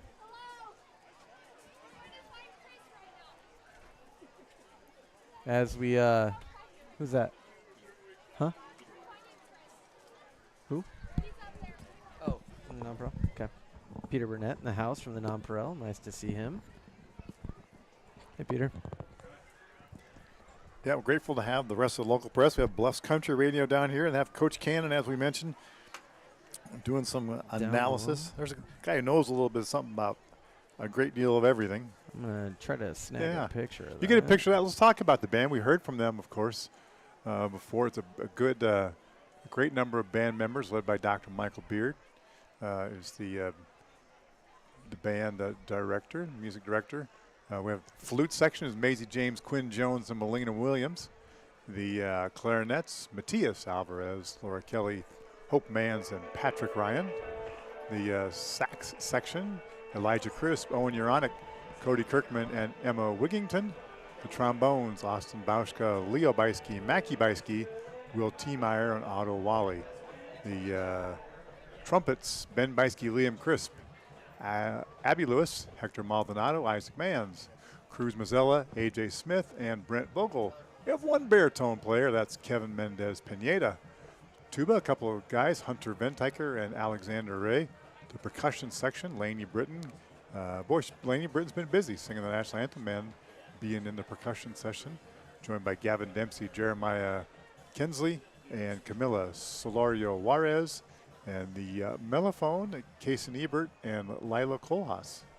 So that's our band under the direction of Dr. Michael Beard. I think we mentioned the cheerleaders before, and the dance team, and their managers, and our student managers. So it's people, first home game, a lot of these people are getting a chance to show off their skills at home. They don't get to on the road so much. And you reminded me of something we talked about, the great job communicating that Mr. Cannon's done. And Libby Cherney. Libby Cherney helped him so much. Just done an incredible job making sure that everybody knows what's going on. You're in the right spot. And I think a couple of the very encouraging things that maybe don't get noticed by everybody. We never used to know who was supposed to be practicing where and at what time. Okay. Libby has put that in bound now. So if you want to put together a practice for your flag football team, all you got to do is go in bound, look at the schedule. Yeah. It's right there. It's incredible. The other thing that she's done a really nice job with Nate Noon as well as Mr. Cannon is, one of the things that we hear about from parents and school board is making sure that our new families, of which we have many, are feeling welcome, and they're, especially at the elementary ages, that they're getting on the sports teams and stuff like that. As raising a couple of children, you know that it kind of gets tribal after a while. Right. And they've really done a nice job to kind of open the door for everybody. Registrations are now going through the school, and if you didn't get an email this week with basketball interest where you would fill out a form, drop us a note, and I'll make sure you get the link. There will be more follow-up that comes from that. But, these are the types of things that as the school continues to grow and you have these new families, you have to make sure that they feel welcome and that they're included. And so Libby and Nate Noon deserves a ton of credit for that as well. Doreen Knuth, Pat Ryan, they've all done a fantastic job hearing that feedback and acting on it. So I would be remiss if I didn't point that out. Yep, that is all true. It's been great. There was a Coach Cannon and Libby and Nate hosted a meeting, 5-6 weeks ago now in August. I think it's August 11th, a Sunday night at the Pizza King for all the coaches and the sponsors. I didn't get an invite. That's incredible. I'm the junior high softball coach. Oh man, I didn't get an invite. Wouldn't you know? I'm a little upset about it. The robotics team coaches were there, so I don't know what that says about you. I guess mine just got lost in the mail. Apparently, wasn't a clean sweep of all the middle school and junior high activities, but there were a few there, primarily the high, but all the teams were there, and and the the coaches for all the teams and assistant coaches, and really the message was pretty plain. That let me know what I can do to help you. This is from Coach Cannon, from Libby, and from Nate. Let me know what I can do to help you, within reason. It's kind of like not ridiculous things like, well, no, not pie in the sky like build a new field or build another gym. Hey, I can say we looked into it. Yeah, right. But it was good. And to support each other and let's work with our students who are playing multiple sports or in multiple activities. Band and football. Charlie and I have loved for years. We used to do all the road games even. We'd go to some smaller town and some kid would take off his shoulder pads and put a drum set on and go out and march at halftime, wearing his football pants, and we thought that was just tremendous. So we'd love to get to that. And I think we've had a little bit of that here. Will Beiske last year. Yeah, is one that comes to mind. Yep. So that's wonderful to see, but that takes the cooperation of the coaches and the sponsors and the directors. Yeah. To make that happen. Well, let's grab some halftime scores here. Oh yeah. Tri-Center's up 42-0 over West Monona. Okay. So West Monona continues to have a difficult time. That's in Neola, I believe. Okay. Atlantic up over Greene County, which I'm going to admit did not know that was a thing until right now. 14-3. That used to be Jefferson. Okay. It's just east of Carroll along Highway 30. Charlie relies on me for the geography. Maybe you don't need as much help with geography as he does. I love it. Keep it coming. They have a casino there. Mm-hmm. That's the only reason I know that as someone that's employed in the casino industry. Halftime in Clarinda, 6-6 between Clarinda and Trainer. Red Oak and West Central Valley in a battle at half. Red Oak with a 1-point lead, 8-7. Harlan up 21-7 over Glenwood at the half. Okay. Glenwood hanging tough there. They lost quite a bit, and they're holding Harlan within striking distance, I guess I would say. We'll skip some 8-man. The Fighting Dale Scots. All right. The East Mills Wolverines. Trailing Cam 30-14 in the second. Cam's got a pretty good team. I think there's some pretty heavy expectations with them, so they're fighting there. ADM and Lewis Central in a slugfest. This scoreboard has it in the second quarter. I think they're probably at half by now. Tied up at 17. Okay. And then the last one we'll go with for right now. Kemper with a 7-point lead over AHST in the second. Okay. 27-20. HSTW has a nice team. I always forget the W. That's all right. You can't forget Walnut. You know what? I just I don't know why, but I keep forgetting, and they've been a part of AHSTW for a very long time. I think it's just my. There had been times over the years when the Walnut kids would opt into Atlantic to play sports, so it hasn't always been that way. We'll have a few halftime stats. We're not. We've kind of faded on those in the last couple of years when the numbers weren't as good, but we do have some quick statistics that happen. Underwood has 109 yards rushing. Most of those are from Buckold, who has 92 of them. They passed quarterback Lutt 5 for 10 for 55 yards and 1 touchdown. And Buckold has rushed for 1 touchdown and 1 rushing touchdown for Myers as well. So 109 running, 55 passing for 164 total yards. Falcons have rushed it for 46. No great success. Probably the biggest rush was the 19-yard kind of reverse to Parker Heisterkamp on the left side in the second quarter. And 2 for 6 passing is Marshall for 9 yards for a total of 55 yards. Really, both of the teams, it's not a big number of yards for either team, 164 to 55. Both took advantage of short fields. For 2 of the 4 scores were short field scores. Underwood had the 1 long 95-yard drive. So that's kind of the picture. Lots of punting, averaging about 30 yards. Falcons punted it 5 times, and the Eagles punted it 3 times. As I see Coach Landon Marshall on the sidelines. Yes. I don't know where Iowa Western's at tomorrow. They may be at home, but Coach Landon Marshall also helps out with the Iowa Western team as a coach. Absolutely. I misidentified him. I was talking about Kathy Marshall, their mother, as Landon as a manager. I forgot he is a coach as well. So, and mother as of a coach and a player. Kathy, just incredible job with the pictures and right. Just incredible, and a great and a top flight educator. Yeah. Okay, a great 5th grade teacher as well. All around great people. Part of what makes St. Albert great. Right.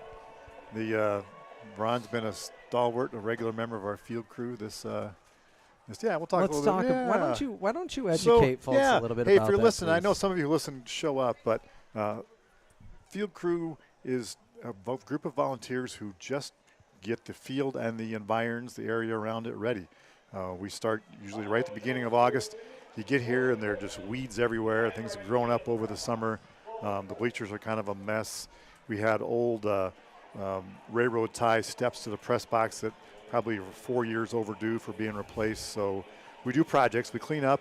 And one of the projects this year, which was on the smaller scale actually, was to build new steps to the press box. And They're beautiful. They're beautiful, impressive. They're going to outlast me for sure. And the main builder on that was Mike Geyer. So Mike Geyer and I, classmates from 1978, are kind of the leaders. Mike's the technician, knows how things work, and I'm the recruiter. I talk it up. I try to get people here. And we'll have, kind of smaller numbers beginning of the year, but last couple of weeks we've had about 10 or so. And then the coaches pitched in to help a little bit too. But, 10 guys with weed eaters and running paint machines and cleaning up and blowers blowing all the debris out of the bleachers can get a lot done. I say do a lot of damage, maybe undo a lot of damage or neglect, over the summer to get things painted up, cleaned up, and looking sharp. So we work for, the time kind of gets a little slower as the year goes on. We don't work for quite as long each night. Start at 5:30. If we're not enjoying fellowship by 7, something's wrong. So we have a great time.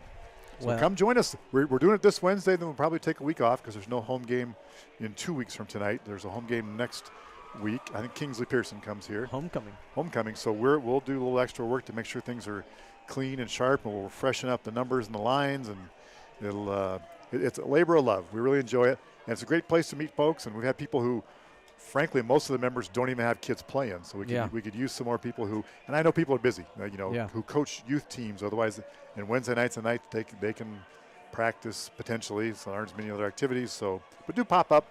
If nothing else, if you want to come see what it looks like, come up about 6:30 or 6:45 and just join us for fellowship and see if you think it's right for you. So, come join the field. Over the years, 10 years ago, we put all the bleachers from Rosenblatt and replaced them here, the ones you see that are in great shape.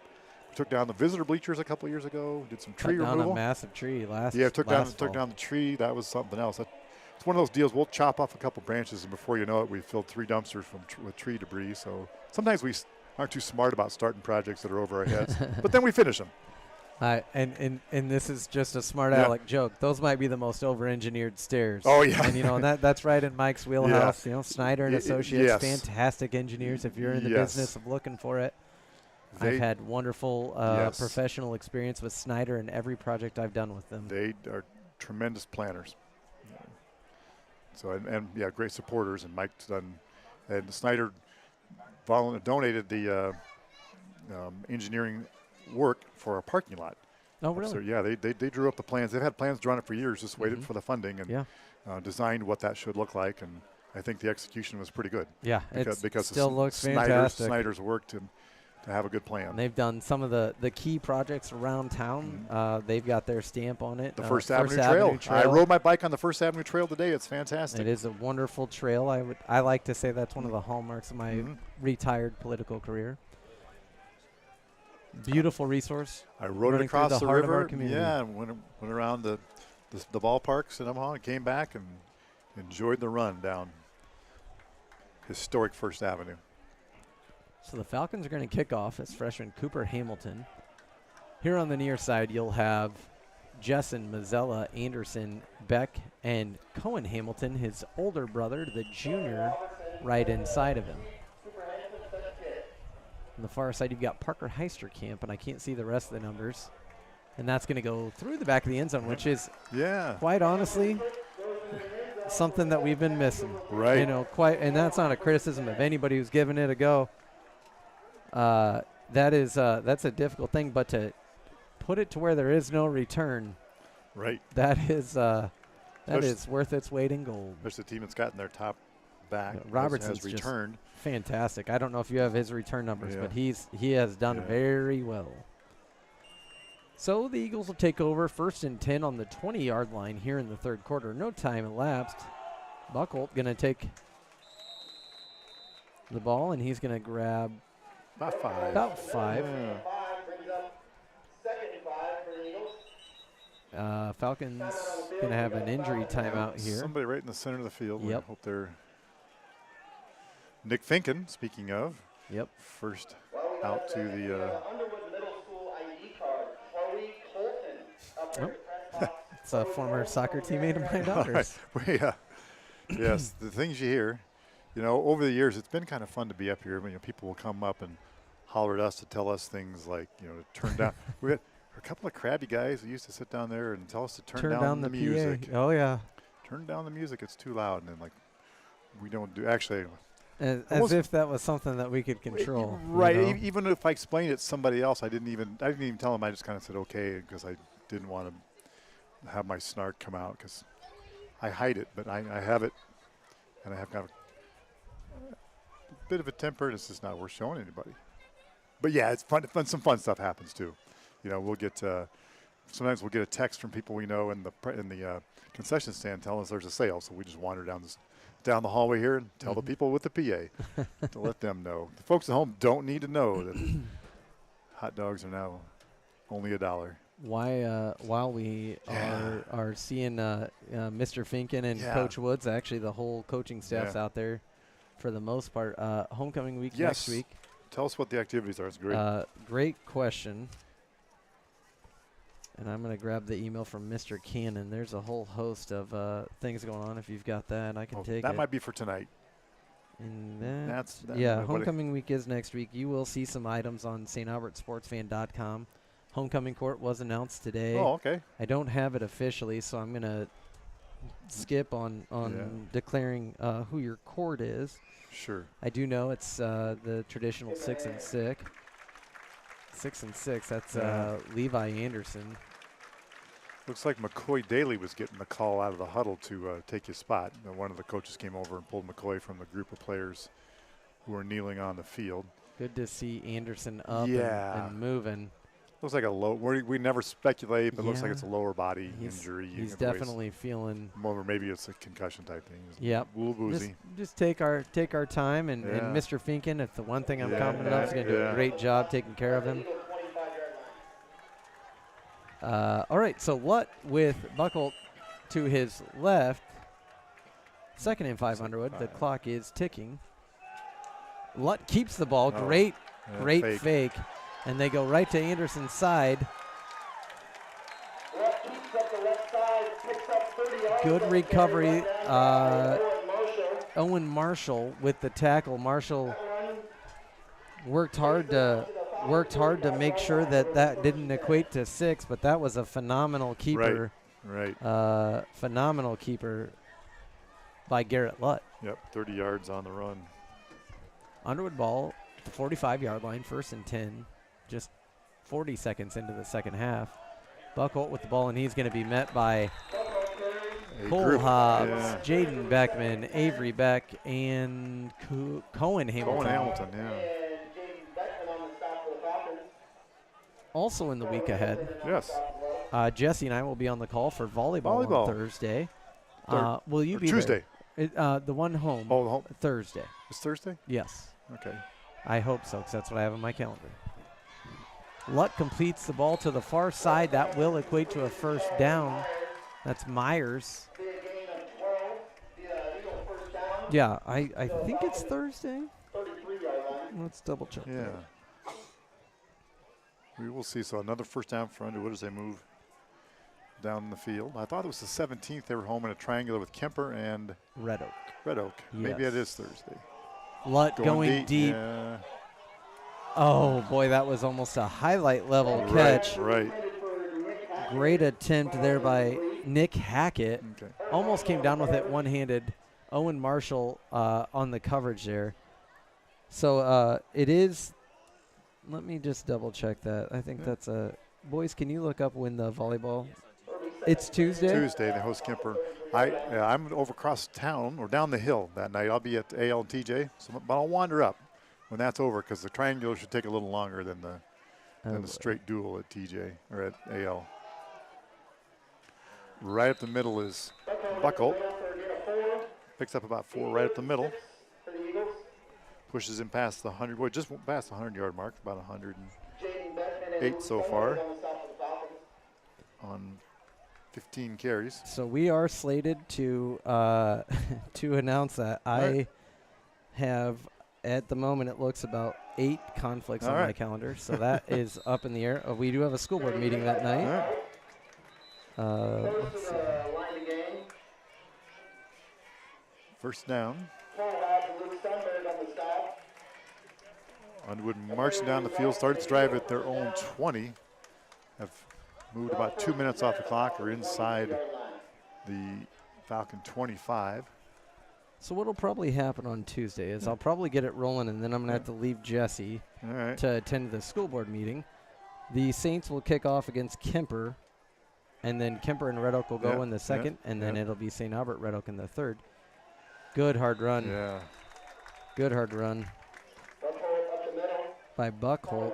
He's going to grab 7, probably, bring up 2nd and 3. Also next week, on Tuesday, we have cross country. That's at AHST, varsity will be at AHST. 8 in Avoca. Buckholt. Oh boy, he's catching some steam. He's running hard downhill. 12 up the middle.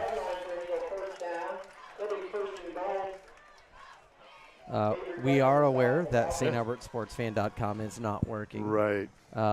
It is, in case you visit it today, there is now a message that says we know it doesn't work. We're working on it, and it's almost ready to go. So we're getting closer, hopefully sooner than later. It'll be a bad memory soon. I hope so. I tell you what, it used to be just a luxury to pop open that website and just read down what it was. See what was going on. And carry news of, of happy events, and maybe some noting the passing of some of our great people here. Referee is going to reset the ball.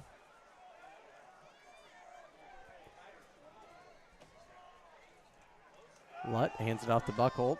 Nice stuff. Falcon defense stands tall. It's about to be a gain of 1. We'll bring up 3rd and 7. I think it's about, 3rd and goal from the 7. You probably heard the PA saying it was Avery Beck and Cole Hobbs on that stop. 2 of the more consistent defensive players for the Falcons so far in this young season. Hobbs had a whale of a season last year. Lutt looks to the far sideline. That will be for 6. Hard to see that kid's number. I think it was Robertson. Yeah, it looks like 8 or 9. It was Robertson, I believe.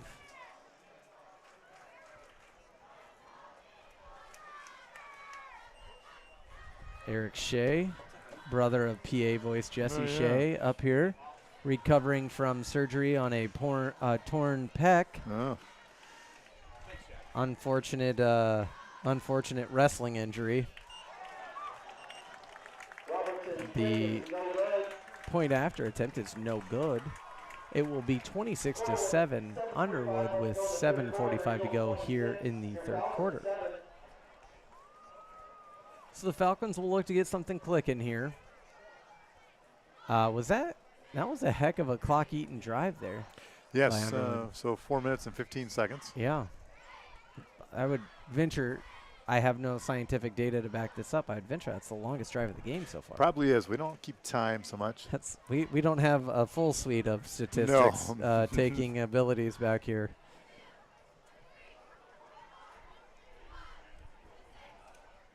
And we've kind of learned that people kind of like to know, but we don't want to weigh them down with too much information either. Yeah, if you're tuning in to get the Joe Buck type analysis here, we apologize. The people who feed him, we don't. And I've seen some terrific over the years, especially when you get up to the Unidome. We get to be in the press box there, which we used to, but not so much anymore. They kind of aced us out. But man, one of the best I ever saw was Sean Kinney, 1992 graduate, was doing the game by himself, keeping everything, every minute detail. And I think half of it in his head, and he was always right. It was just stunning to watch him work. I'm a pretty well documented wrestling fan, and there's nothing I enjoy more than listening to him announce the NCAA wrestling tournament. And he can tell you the backstory on the 20th ranked guy at 182. It's just incredible. We got an air horn going off here. This is going to be Kyle Irwin on the near side.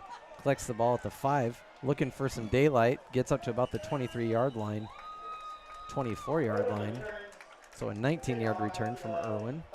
Yeah, so an 80-yard, 4-minute and 15-second touchdown drive opens the second half. And Underwood, probably the coaches weren't happy with how the last part of that second quarter went. Now another player down. Got a cramp here. Hopefully it's just a cramp, yeah.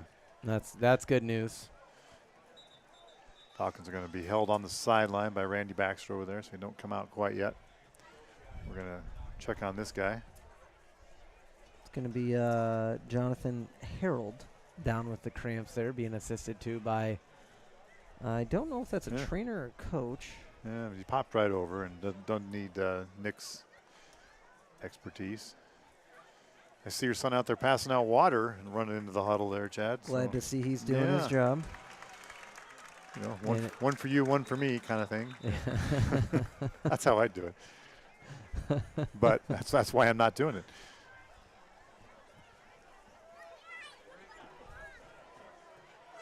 Good crowd here. Yeah. Very good crowd from both sections. I believe that the student section theme tonight was USA. My daughter informed me. All right. I think I'll get to that in a minute after this Marshall pass to Hamilton. Yeah. It's going to pick up about 6, maybe 7. Call it 8. It'll be 2nd and 2. Nice little quick hit there from Marshall to the freshman. No, I think our contingent of nervous fence sideline standards is way down. Part of it is the Underwood cheerleaders have a spot staked out about the 25-yard line, which is only fair because the Falcon cheerleaders have the same. But just the number of generally dads who stand on the sideline and grandpas is way down. Maybe more of them are in the stands now.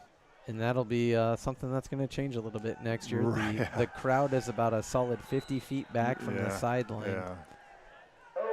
Which I think, in my opinion, which is worth nothing, is more positive than negative. Yeah.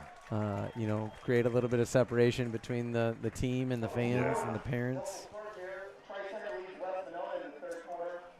First down for the Falcons after the Hamilton pick up an Irwin run. Great start to the second half here. First down on 2 plays. Falcons are going to go twins right. Irwin in the pistol, Hamilton on your near side. Marshall rolls to his right. Looking deep, finds Avery Beck. Yeah. And he dropped the ball. That's good defense by number 15.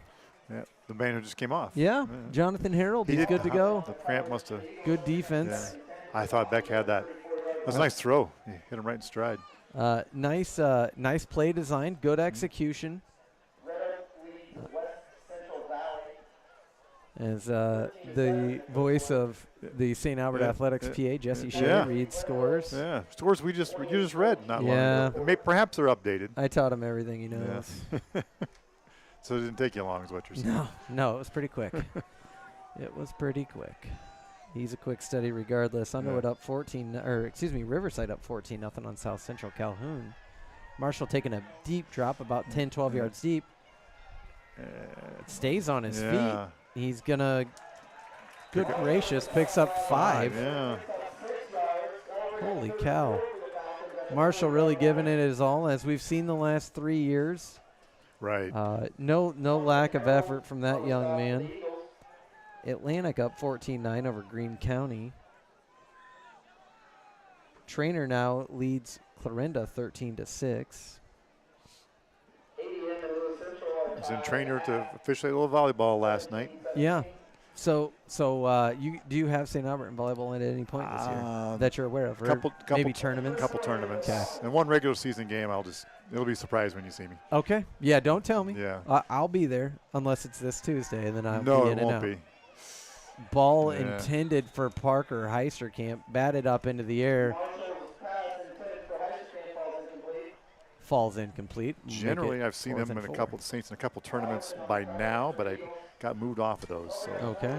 Just here for the scrimmage they did about a month ago. They invited 5 other teams in and scrimmage, a chance for referees to knock off a little rust and do a little volunteer work.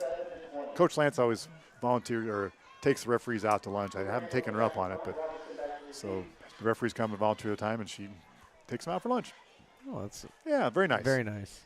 Hamilton gets a punt off, and it's a beauty. Robertson will call a fair catch at the 26-yard line. That makes it a 35, 34, somewhere in there. Yep. And scores non-related to Iowa high Yeah. school football. The Yankees now lead Yeah. the Red Sox 5-4 in the top of the 8th. And I don't know how many viewers we have right now or who will see this, but I may be the only one that cares. But you're Yankees fans. That I have half the microphone here. Allison, thank you for the Gatorade. Have a nice time on your walk. First time walking. To Pizza King. I'm very nervous. Yeah. You know, when your kids were her age, you were not able to track them via cell phone. No. We will be tracking Allison all the way there. No, it was Heck of an effort there. Who was that? Holsing. Great effort. He probably gained an additional 4 yards just by not giving up. I think when I walked to the Pizza King in the 70s, I think it was like 9 miles away. I think they moved it closer since. And it snowed in September on the way from here to the Pizza King, I'm sure. You know, so my dad lived on Kenmore, grew up on Kenmore. And so we bought our first, once the kids were born, our first family home was on Kenmore. And we always got a kick out of seeing the kids pop out right by our house. Yeah. So we will be tracking Allison on Life 360. That's what this is called, Matt. All right. So you can There just she- see. all right. There she is. She's just hopping around. Good stop by Joey Mazzella. First down, unfortunately, for Underwood for the Falcons on the 37-yard line. Lutt's going to keep the ball. Makes a man miss. Gets upfield. Is brought down by Avery Beck. Another first down. But not until he receives that first down. So for our, I guess it was our 30th class reunion, we came to a game here, and one of our classmates owned a property across the street, so we had fun over there. And after the game, there were some people, we walked to Pizza King. Okay. And we had a little trouble getting to the fence, but there were 3 people who went with us who never in high school got to walk down there. Really? It wasn't a universal thing then. But some people were very excited to take the first walk to the Pizza King at age 47. So they were pretty excited. Jaden Beckman with the sack there will be a loss of 5, I believe, 4. So I moved here well into high school, so I've never walked to Pizza King from school. And my wife I don't think she's ever done it either. We offered to go with Allie. She said, Intercepted. Marshall's going to be out of bounds. A fantastic play by Owen Marshall. Yeah. Nice throw by Lutt. Yeah. There was it was either going to be incomplete or nothing. So good ball placement by Lutt. Unfortunately, Marshall could not corral it before he goes out of bounds, and it is now 3rd and 14 on the 45-yard line. So it even tells me Allison arrived at school. So we set up like home base points. Yeah. She's going to love that we're going through this. But I guess that's parenting these days. I'm glad that my kids are parents, and they know what they're doing now. We would be lost. No, that's not it. Put that flag away. Oh, no. Herschel. It was way over the guy's head by then. The ball was long incomplete. Barney, tell him to pick it up. It's the wrong call. I don't usually do this, but that's just, kind of silly. That's very unfortunate. Yeah, it was just not the right play. Now let's see if we get any information from the other official. We're gonna talk. The ball was long gone over his head. And they're talking about it more and more, which makes me think that quite possibly they're discussing the catchability. Yeah. And that's going to come out on the wrong side for the Falcons. That will give Underwood a first down. We'll just have to agree to disagree on that one. Yeah, that was just the wrong call. So we're going to go back to the yard marker and then mark it off. It's first down, automatic for 10 yards. It's an automatic first down. They gained 5 yards, but they were 3rd and 15. That's a tough one for the Falcons. They had stood strong. Marshall held back on that. You know, he didn't seek the contact. Is pass interference 15 yards? 10. I thought it was 10, I thought but it was they 10. just marked off 15. I don't know, and I don't want to be on the other side of that phone call from Mr. Gears, so I'm not going to second guess it. Falcon defense stiffens up, pushes that's not Buckholt to the outside. That is a new runner. Schoening. He had one carry early. Samuel I think. Schoening. He was the leading ball carry coming into tonight. He was. No gain. Second carry. He had 6 yards in the first carry of the game. Good effort by Schoening. He was initially tracked for probably a loss of 5 or 6 and got back to the line of scrimmage. Falcons with 4 men up front, still 3 linebackers in the middle. Lutt going deep. There is nobody there, and it's picked off by Owen Marshall. Yeah. He'll be down at about the, in reality, I would say the 7 or 8, but his momentum carried him to the 5. Regardless, great news for the Falcons. Right. Good read by Marshall. Led his man just a little bit too far on that pass.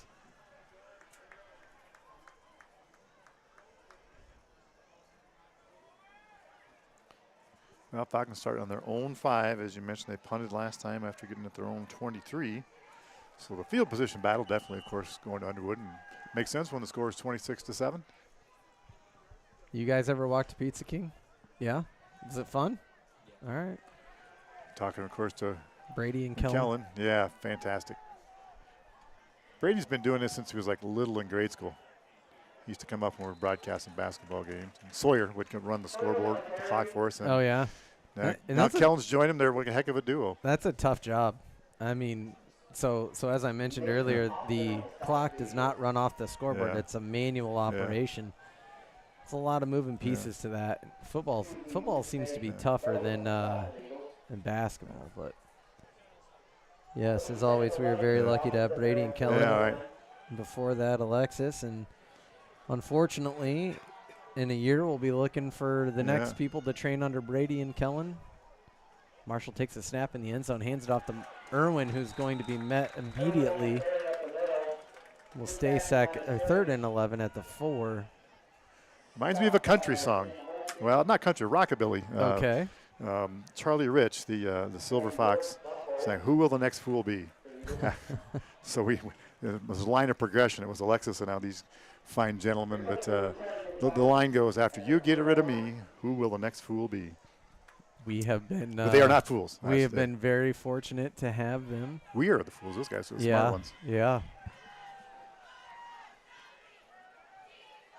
So Falcons have it 3rd and 10 on the 5-yard line. Marshall gets the ball out to Hamilton. Hamilton with a little bit of room to move.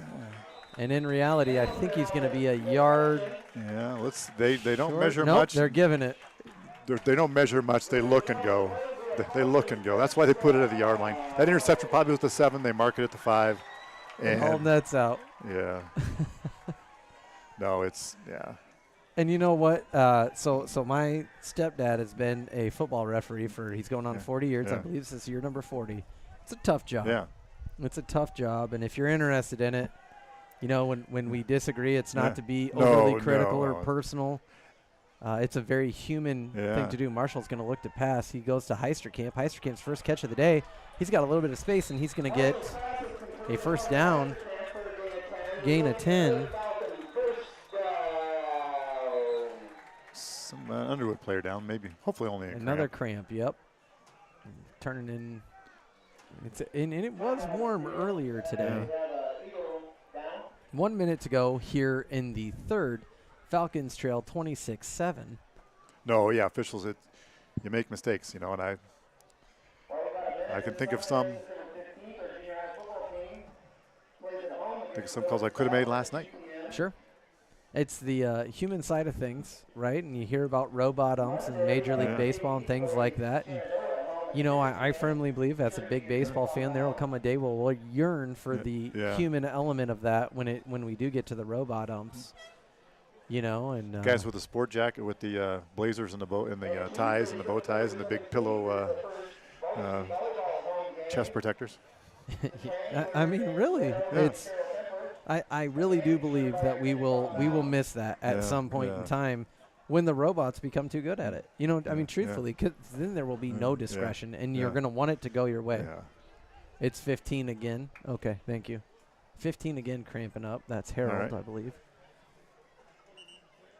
Hopefully he gets some pickle juice there and gets that stretched out.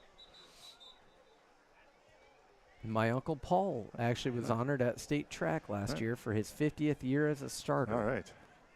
So a lot of officials on that side of the family.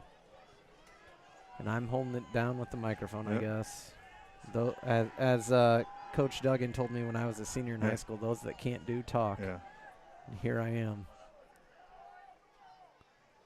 Marshall in the pistol pulls it back. He's dropping back to pass. Lots Looking of time. very deep for Parker High There School we camp. go. That's going to be a pass interference. Every official on the field threw in Yeah. that direction. So here we're going to find out. Is Yeah. it 10 or is it 15? The ball was marked at the 25. And they're all moving up to the 40. So 15, so there we are. 15, there it is. We learned something today. JV football at home Monday against Monday. Shenandoah. Great. I have to officiate in Essex that night, so I will not. I'd like to come up and see the JV team play. Beautiful time of year to drive to It Essex, really though. is. It's down, I'll go out 92 and 59 and see how, it's a little too early to start harvesting yet, but everything's drying up. I was down in Shenandoah last Saturday morning for a football game. Wonderful drive, took the same route, enjoyed it deeply. Headed to Glenwood in the morning. Marshall, back to pass again.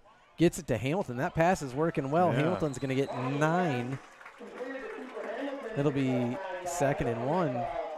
I could be wrong on this, but I don't think Cooper Hamilton came in tonight with any receiving yards. He had 2 catches. Did he have 2 catches? Now he I has must have 3. missed that. He has 3 tonight. Yes. And Morales start on the side for the Eagles. Avery Beck going to come off for the Falcons. And here in short yardage, just a short yard. Hamilton on the near side. Kyle Irwin in the backfield. Marshall's going to sneak through that, get the first down. He's going to pick up about 3. And that will do it for the third quarter. Falcons head into the fourth quarter trailing by 19, but lots of momentum moving here. They got something cooking. We start at the Eagle 48-yard line. Yeah, a couple tough opponents the Saints have Tuesday in volleyball. Kemper Catholic's really had it on the roll lately, and Red Oak played close to a solid Glenwood team. I think Glenwood and Lewis Central appear to be 2 of the top teams in Hawkeye 10 volleyball. Okay. And so Red Oak did get swept by Glenwood last night, but they're relatively close sets. So we'll see what they look like. And the Saints had a tough one last night, went down to Fremont Mills and lost in straight sets there. First couple were kind of close, the third one not as close. It seems like they've played some very quality opponents in the early part of this season. Yeah, they really have, and they, a couple good tournaments, and they have a week from tomorrow at Red Oak, and that's always a great tournament. I'm not sure if Glenwood will be there. Usually Abraham Lincoln is there, and for the last several years, Mount Vernon, Iowa comes over, and they are just tremendous. Yeah. They're the top team in 3A. They have a D1 outside hitter, D1 commit outside hitter, and so I happened to catch that match last year when I was up on this chair for that one, and the Saints really kind of got a good Saints team got hammered by Mount Vernon. They could not touch that hitter. State qualifying Saints team. Right. I remember talking to you about that. Yeah, the hitter was good. Marshall going deep for Beck. He's got a step. Yeah. Ball's just a touch too far. Some area scores as we head into the fourth quarter. Kemper up by a touchdown on the HST, 34-27. All right. No shortage of points there. No. Harlan up 35-14, putting some space between them and Glenwood. ADM and Lewis Central tied at half, according to this. And all right, that's what I was going to ask. probably going to just leave it at those scores. Sure. I think, to be fair to our neighbors. All right. Trainer up 13-6 on Clarendon. Okay. So you're saying you're not going to find any counts plus? I will look for it. Right. For whatever reason, KMA doesn't put ALTJ on there. Okay, they don't do the River City. Heister Camp, just a touch too far for Thought he him. was chucked going downfield. Contacted too late down the field, but I'm not sure. I think you can get away with a lot of the call hand fighting, but he's trying to show the official that he was held. Sure. That's and I would be interested in your philosophy on this. That's actually a conversation I had with my fourth graders on Saturday. I said, hey, don't talk to the official. Yeah. Talk to me. I'll talk to the official on your behalf. But if you can't find a constructive way to be respectful, you talk to me. Yeah. Yeah, I think so, because it's not going to do you any good. No.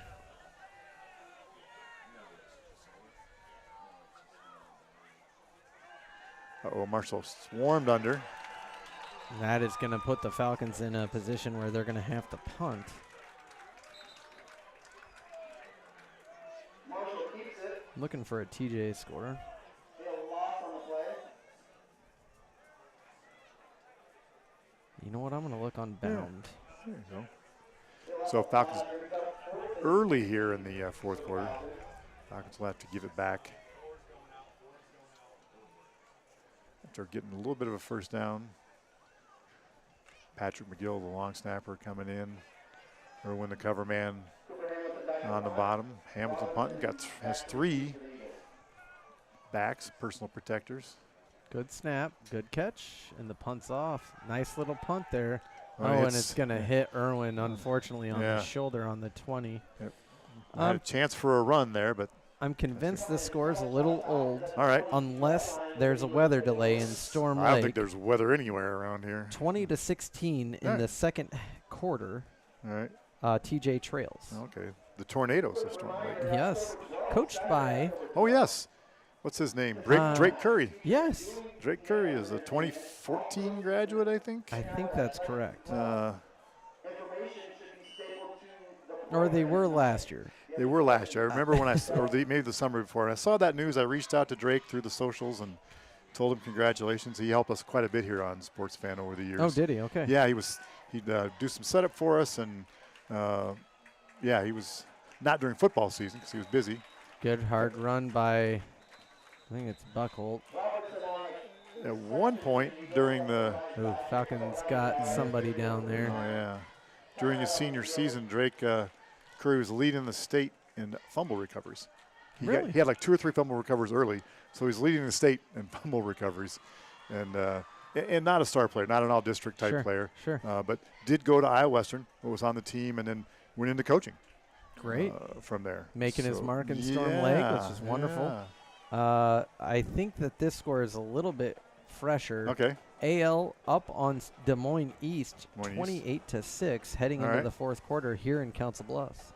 Down at Wickersham Field. So the Lynx have a D1 athlete prospect, a quarterback, Etienne Higgins. Yes. Is getting some looks at athlete. I don't think teams see him as a North quarterback. Dakota State, I think I read that in the newspaper.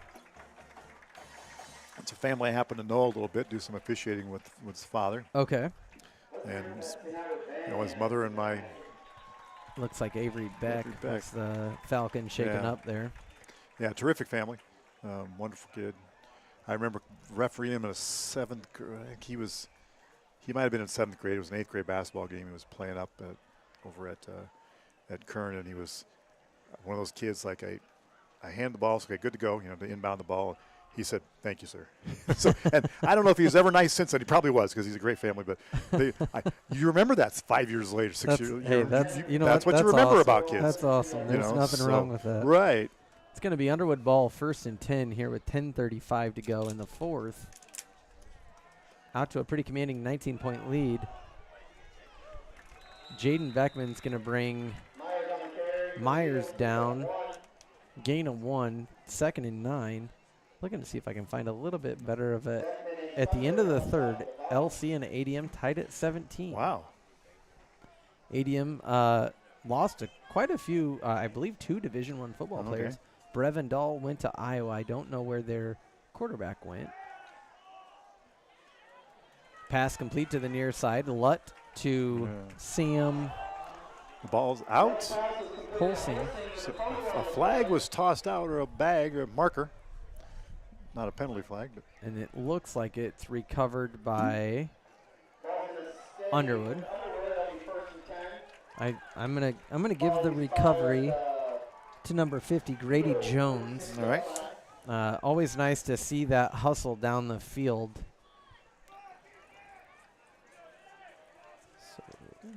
Storm Lake.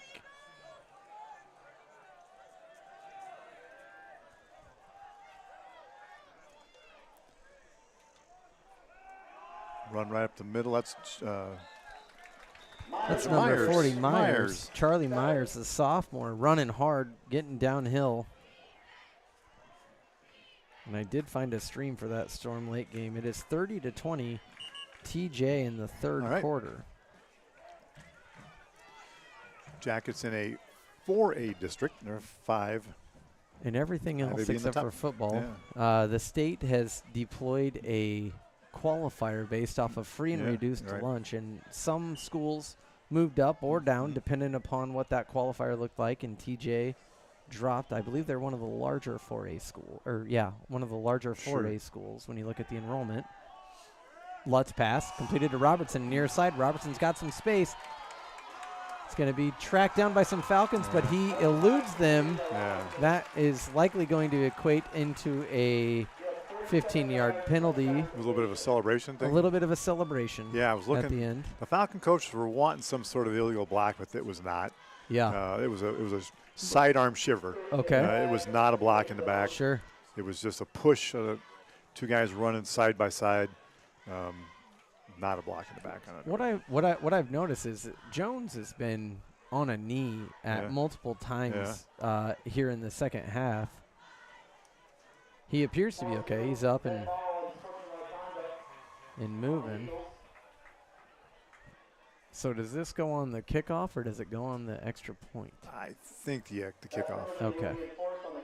Yeah. Yankees hang on to a 5-4 lead. If the Orioles lose, that would set the Yankees up 3 games in the East with about 14 to play. Generally a Braves fan. They're my number 1 team, but every year I kind of rotate. Every few years I pick a second team. Well, I follow the Twins because my kids live up there. Yeah. So I pick a third team each year, and this last couple of years it's been the Orioles. Okay. They're so much fun to watch. They're a lot of young talent. They're a lot of fun. I have to tell you, as a Yankee fan, I don't love it. The Orioles did lose today to the Tigers 1-0, so the Yanks are 3 up in the East. That kick is going to sail to the left. Oh. Okay, it snuck in through that left upright. 33-7 Underwood with the lead with 8:57 to go here in the fourth. You may already know this, Chad. Now's about the time where I really kind of stopped keeping stats. I wouldn't. I wouldn't say stop. Just slow down. Yeah, I wouldn't blame you. Slow down. That was a nice pass. So it's worth keeping track of. Sure. But in a TD on that drive. Good pass. Great run by Robertson. Or is it Robinson or Robertson? That was Robertson. Like Robertson. I should know by the middle of the fourth quarter. But this is what I expected out of Underwood. They're much better than their record indicates. I think that they do have a lot of success in front of them in this district, and Trainer's not a bad team. Yeah. But they're in the same district as Underwood. I would say after seeing both of them, Underwood should absolutely be favored in that matchup. I have not checked BC Moore. If you're into that kind of thing, BC Moore had Underwood as a 24-point favorite tonight. I think I saw on Bound that they said this is probably misleading because of the 2 previous games, but I think Underwood had a 56% chance of winning this game compared to us. I didn't know that Bound did that. I saw that for the first time. I don't know. They had no instruction, no direct or info about how they came up with that, but it just said 56-44. That's fascinating. And they just got a little circle thing, and I think I wrote it down in my notes here even. Underwood's favored at the moment by 22.5 over Trainer. They meet in about 4 weeks. So the kick from Robertson is going to be substantially shorter due to the penalty. Avery Beck back from his injury, and he's going to take the ball up to the 47-yard line. Nice little return after a muffed reception. And didn't take my advice and didn't follow it, and it worked out for him. Still in all. It worked out at the end of the day, and that is all that matters. So the Falcons will take over here at the 46-47. I'm happy to report it appears that Allison made it to Pizza King. All right. So a little bit of stress off my shoulders on that one. Jesse hyping the crowd up for the cheerleaders. Yeah. Of course, his daughter Kinley Oh, yeah, that's is right. a freshman cheerleader. That's right. She's going to love that shout out. She loves when she gets attention. All right. Not so much. Okay. Marshall looking for something. He gets the ball off. Got Heisterkamp's wide open. Oh. Heisterkamp in and out of the Yeah. hands. The coverage Recovered. Yeah. recovered. Mhm. I can't tell if that's 9 or 8. I think 9. Or 9's going back to the other side. Probably 8 this Okay, side. so that, Yeah, it's a nice throw That's right on the money, but by the Robertson. time it was able to travel that far, it's just yeah. had a long way to cover. It Yeah. gave the receiver a You know, and that's a chance. pass that Owen Marshall probably did not Yeah. get to that Yeah. point a year ago. Yeah. So, you can see the development in Owen's delivery, and he stood in there. He took a bit of a hit. So the Falcons will be looking to get some points off of this. 8:43 to go in the fourth quarter. Here's Kyle Irwin with a strong run up the middle. He's going to get to the 46. You know, and I'm thinking, Chad, that's the kind of run that will work against a lot of teams we play. We'll be able to do. I know Yeah. we're probably mixing in some other guys here, but it looks more like, we saw against, I know West Monona's struggling, but some of our district opponents. Next week, Kingsley Pearson. Yeah. That's a run, and Yeah, Kingsley's not a bad team. Yeah. Don't Right. as the listener, don't take it as that's what Right. I'm trying to No. imply here. No, but but that's a run that you're going to see success with. I Yeah. mean, we saw runs like that against Trainer. yeah. So yeah, I think that there's a lot of reasons for optimism. As we mentioned earlier, Marshall's going to sneak Yeah. this, and that's going No, to the be a line false moved. start. About most of the line. As I mentioned at the jump of this game, of course, we're pretty much neighbors with a lot of these Underwood Right, folks, so right. it does mean something. But in the grand scheme of if you make the playoffs Yeah. or not, this does not count. So the Falcons will look to recover from this game, learn some things, and make some changes, improvements, and bring it back next Friday against Kingsley Pearson as Paven Craig comes off. Or no, that was McCoy Daly. Excuse me. Yeah. Falcons with 3rd and 8 now, a little bit more of a stretch for the first down. You'd have to assume this may be 4-down territory.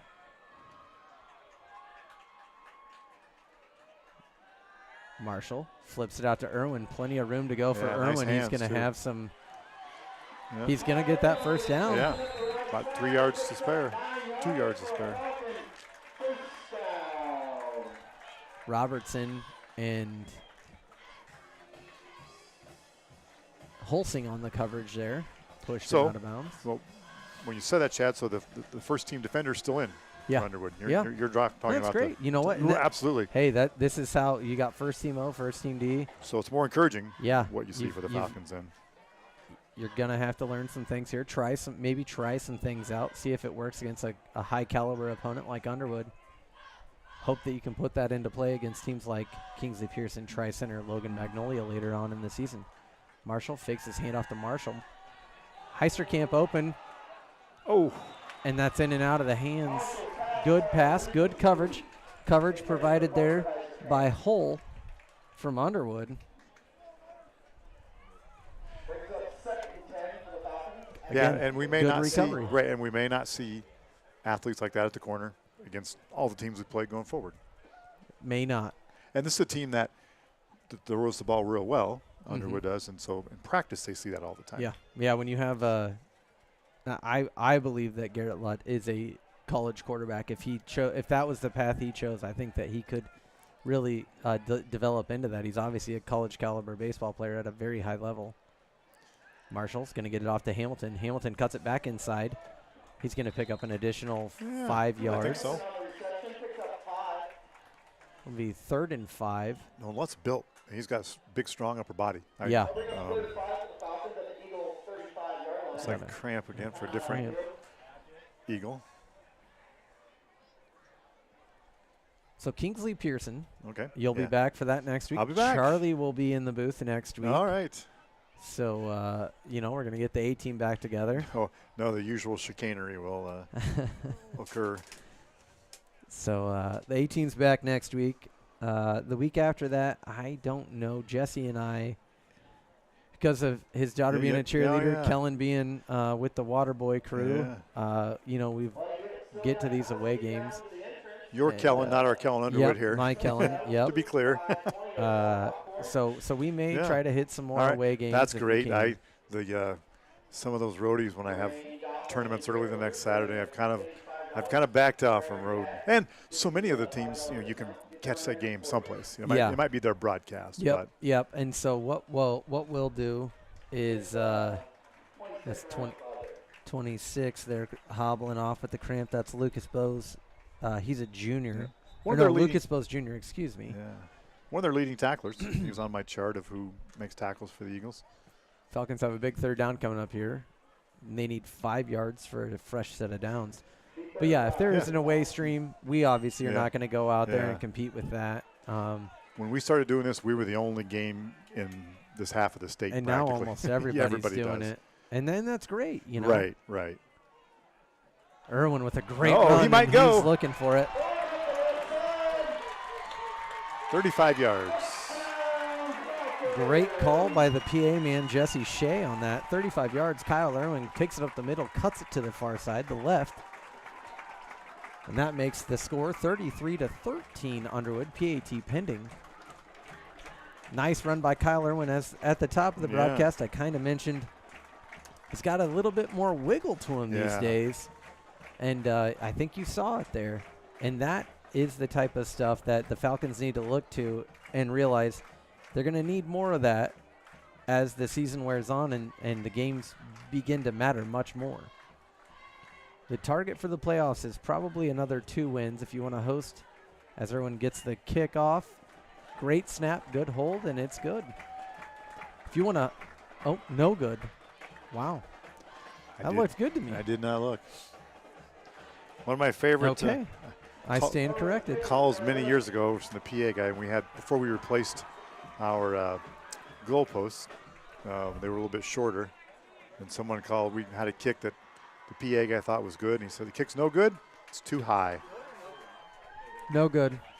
And it's PA's checking in with us here.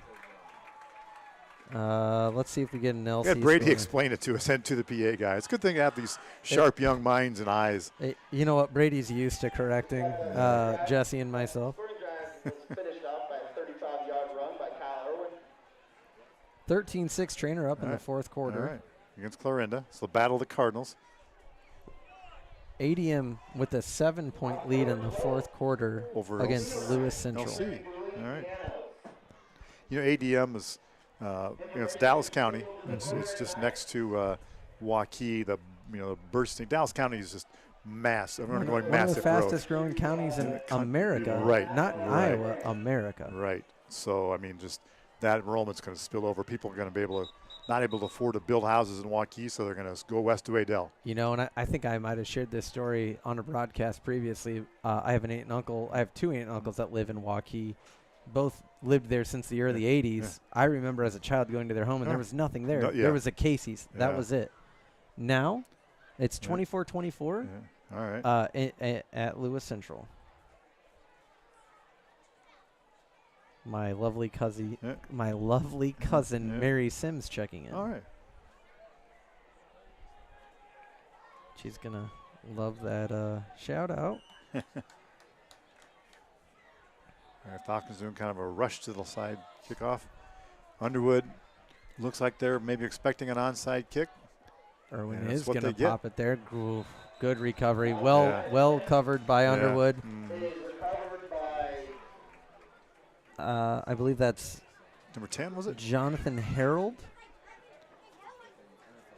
I can't tell. Covered up by Myers. After Myers came in just but after laid on top. Yeah, laid on top, so the ball couldn't come out. Got it. So. Well covered by Hunter. I believe that might have been the coach's son, actually. Right.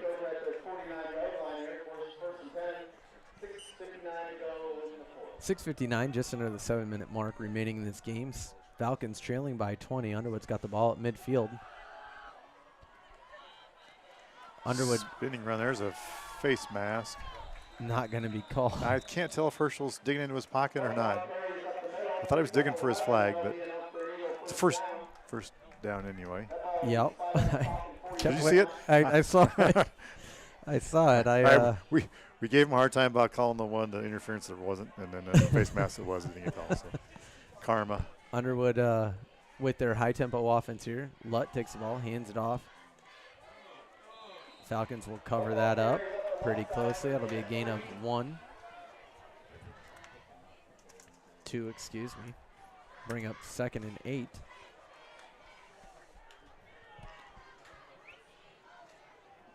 That's Will Buckholt, who has had a pretty nice night. And as we mentioned, he had some injury issues. Second-hand information, of course, throughout the beginning of the season. And if he can get moving, that's going to be nothing but really good for Underwood. Help balance out this attack. Handoff goes to the far right. Yeah, that's Schoening again. Schoening's going to be about, call it 3 yards short. It'll make it 3rd and 3, 3rd and 4 as the clock continues to run. Hey guys, let's see if we can find that Lewis Central stream. Go to, here, do it on this one. Passed from Lutt outside. I think that's Robertson. 8 on the outside. Another Underwood first down. Goes out of bounds, stops the clock, but gets down to the 26-yard line, let's call it. Underwood running, practicing what they're trying to do. It's Schoening once again, about 3 or 4 up the middle. 5 minutes and 15 seconds. Clock's rolling down. Underwood still working on their offense, working on things, leading 33-13 here in the 4th.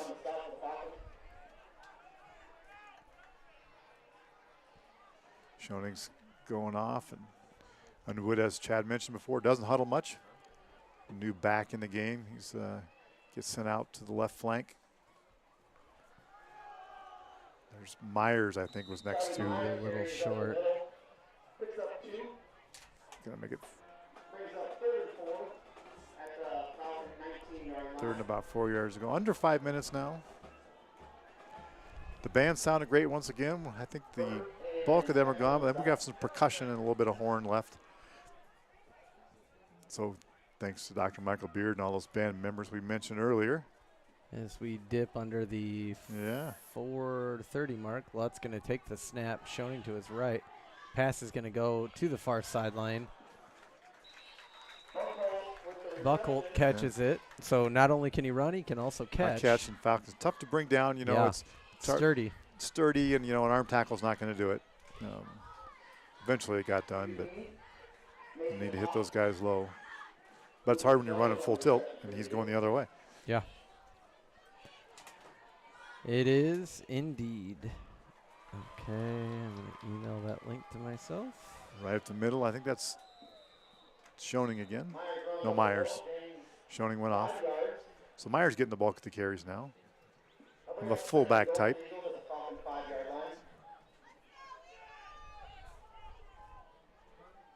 Iowa Hawkeyes. All right, Falcon player run off the field and stops. Can't get off. I can't tell if that's Jackson Burt. Somebody looks like a cramp. Looks like a cramp there. Jack Burt. Jack lives at the end of my street. Yeah, I'm not sure if that's him. Built solidly. He's put a lot of mass on.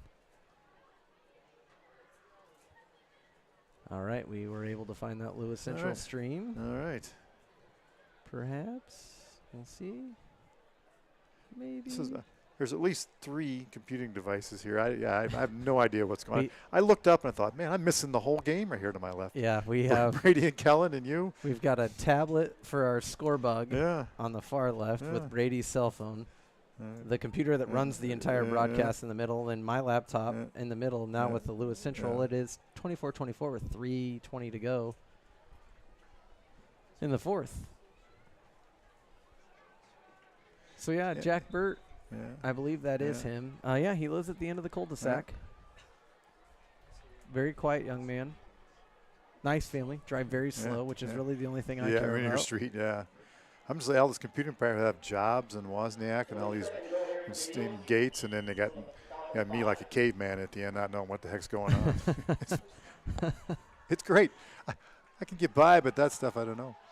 Underwood with the ball here on the 5-yard line. Get down to about the 2, maybe? It appears, maybe just outside of the 2. It's going to be 3rd and goal. gain of 3. I hope Joe Narmy doesn't come looking for stats. Sometimes he'll before he does his KMA report, he'll say how many yards at so-and-so have. Hey, I'm like, as far as I'm concerned, he's been down there. He could be writing all this down. Yeah, right. I haven't. Yeah. No sympathy. I can tell you who scored what touchdowns. Lutt hands the ball off up the middle, and that's going to go in for a touchdown. I think it's Myers. Yes, it was. 39-13 Underwood. 2:51 here to go in the 4th quarter. ADM's got the ball. They're driving. There's just 2 minutes to go in the game. All knotted up. They've got the ball on the 45-yard line. Robertson's going to attempt the Robertson, yeah. PAT here. Normal. Looking to get to an even 40. Kicks up. Looks like it split the upper. And it's good. I'm no longer going to assume. I'm going to just look at the official. I can't tell you how many times we've done that over the years. Made the call and been wrong. Is there any college football going on? Sometimes they sneak in a Friday game out on the West Coast, but a lot of those teams are in the Big Ten now. Couple of them. All right. UNLV and Kansas playing at the Sporting KC Children's Park, just across from one of the casinos that I am involved with, Hollywood Speedway in Kansas City, the racetrack. UNLV leads with 1:19 to go, 23-20. Kansas has the ball, but they've got 80 yards to go and very little time to do so. In the 3rd quarter, K-State leads Arizona 21-7. Can I just say they both sound that playing there and those teams on a Friday night sounds Bush League to me. It's weird, isn't it? It's Bush League. I think it's called Memorial Stadium where Kansas plays their home games. Yeah. Under construction. Oh, is it? Oh, I'm sorry. Yep. I thought it was a trick. No, sorry. It's not like a gimmicky game. So the deal that Kansas cut, as I understand it, is the non-conference games are played at Children's Park. Okay. The conference games are played at Arrowhead. Okay. So that is the why behind that. All right. Got the student section for Underwood fired up here as they're about to make the trek home on Old Lincoln Highway victorious. Well, I'm a kind of a detractor of whatever the Big 12 has become. It's just kind of. Well, yeah, I mean, look at that matchup. You've got the classic rivalry of Kansas State and Arizona playing tonight. Irwin or Heister Camp, can't tell which. That's one. Irwin. Yeah, we're a little had trouble. It's a perfect night. We're trouble gripping the ball, kind of all night here and there. Yep. Falcons going to have their backs to the goal line. Ball at the 11-yard line. It's just kind of the leftovers and stuff them in here conference. Didn't really fit. Who's still standing? All right, you're in the Big 12. Not who got left behind? Yeah, you're in the Big 12. The leftovers are now Pac-12 members. Maybe you saw the day they're expanding. All right. They've raided now the Mountain West. Yeah. Which means the Mountain West is going to raid somewhere else, and the rumor is North Dakota and South Dakota State. Both state schools there. All right. As a fan of Missouri Valley Conference football, that would not be great. Yeah. The snap is Again, bobbled. Man. I wonder, is that ball slick or what's the? I don't know. That's 2 in a row. It's asked to switch it out. Recovery by Irwin. Nope, we've got a freshman quarterback, Kale Yurkowski in. The referee, Barney Johnson, he's got to drop it there. Yeah. They quit placing the ball. I give Barney a hard time. He'll probably listen. And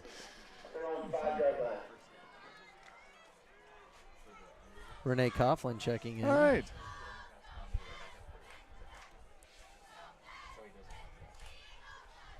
Been hearing from Jeff Nelson. Brian Shea checking in. All right.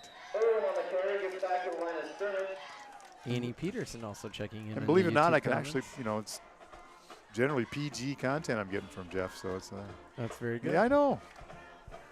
So the clock ticks away here. Just to provide a little color what's going on to our south. Lewis Central's tied up with ADM, and ADM is setting up for a potential field goal that would win the game as time expires. There's 2 seconds left on the clock. ADM just took a timeout. So we'll monitor that development as the Falcons are faced with a 3rd and 17. The freshman Kale Yurkowski in.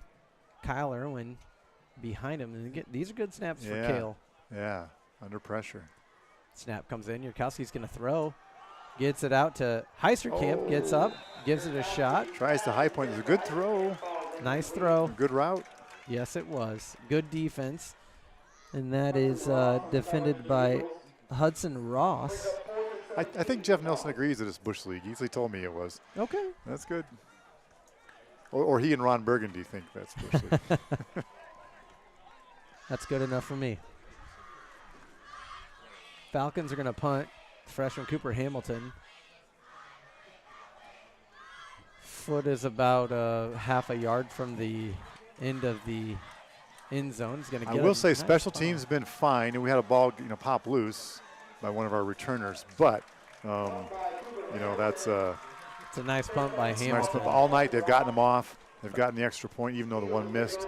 Gotten those done. The kid coverage was okay. There's one that the biggest return got called back. Yep. So, I think special teams those all phases, year have been pretty good. The trainer game, there was some issues with the snap and some things like that. The team has worked hard to rectify those issues, and honestly, I think special teams is looking very good. And I believe that's Coach C.J. Gradeville in charge of special teams. It is. Underwood takes over. Lutt comes out. You would wonder, Falcons, everyone's got their timeouts. You would wonder if maybe this is time to take a knee and get out of dodge. Yeah. Or if you have a whole second unit in, they can take a run at it. It does not appear so. And I'm going to guess this is, all right, this is a bit of a rant for me. I do not like taking the knee out of a shotgun.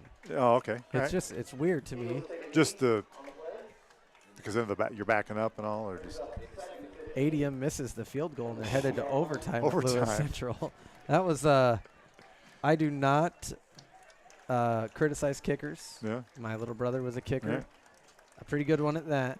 But that was as close to a chip shot as you're going to get, and it was no good. Underwood, Lutt's going to take the knee, and that's going to do it. Homecoming week next week. Yes. Hopefully the website gets running Right. soon. If not, check out the socials, Twitter, Facebook, Instagram. Facebook, and Insta. Yeah. All that jazz. Anything you want to add before we sign off? No, I think, we talked about there's improvement. Ran into a good team that, is coming off some tough games. Good things to look at, fun stuff coming up, and we start in conference or districts. Yep, back into district play from here on out. Yeah. Kingsley Pearson next week in a game that is, it's within reach. Right, it is. So I guess for you take Brady, us out. Yes, here's one I'm gonna say. Those guys are great. Brady Smith, and Kellen Brian Underwood, Holder. great job. Brian Holder. I'm Chad Hannon for Matt Madsen. Thank you for tuning in. We hope you enjoyed it as much as we did. We'll talk to you next week. Thank you.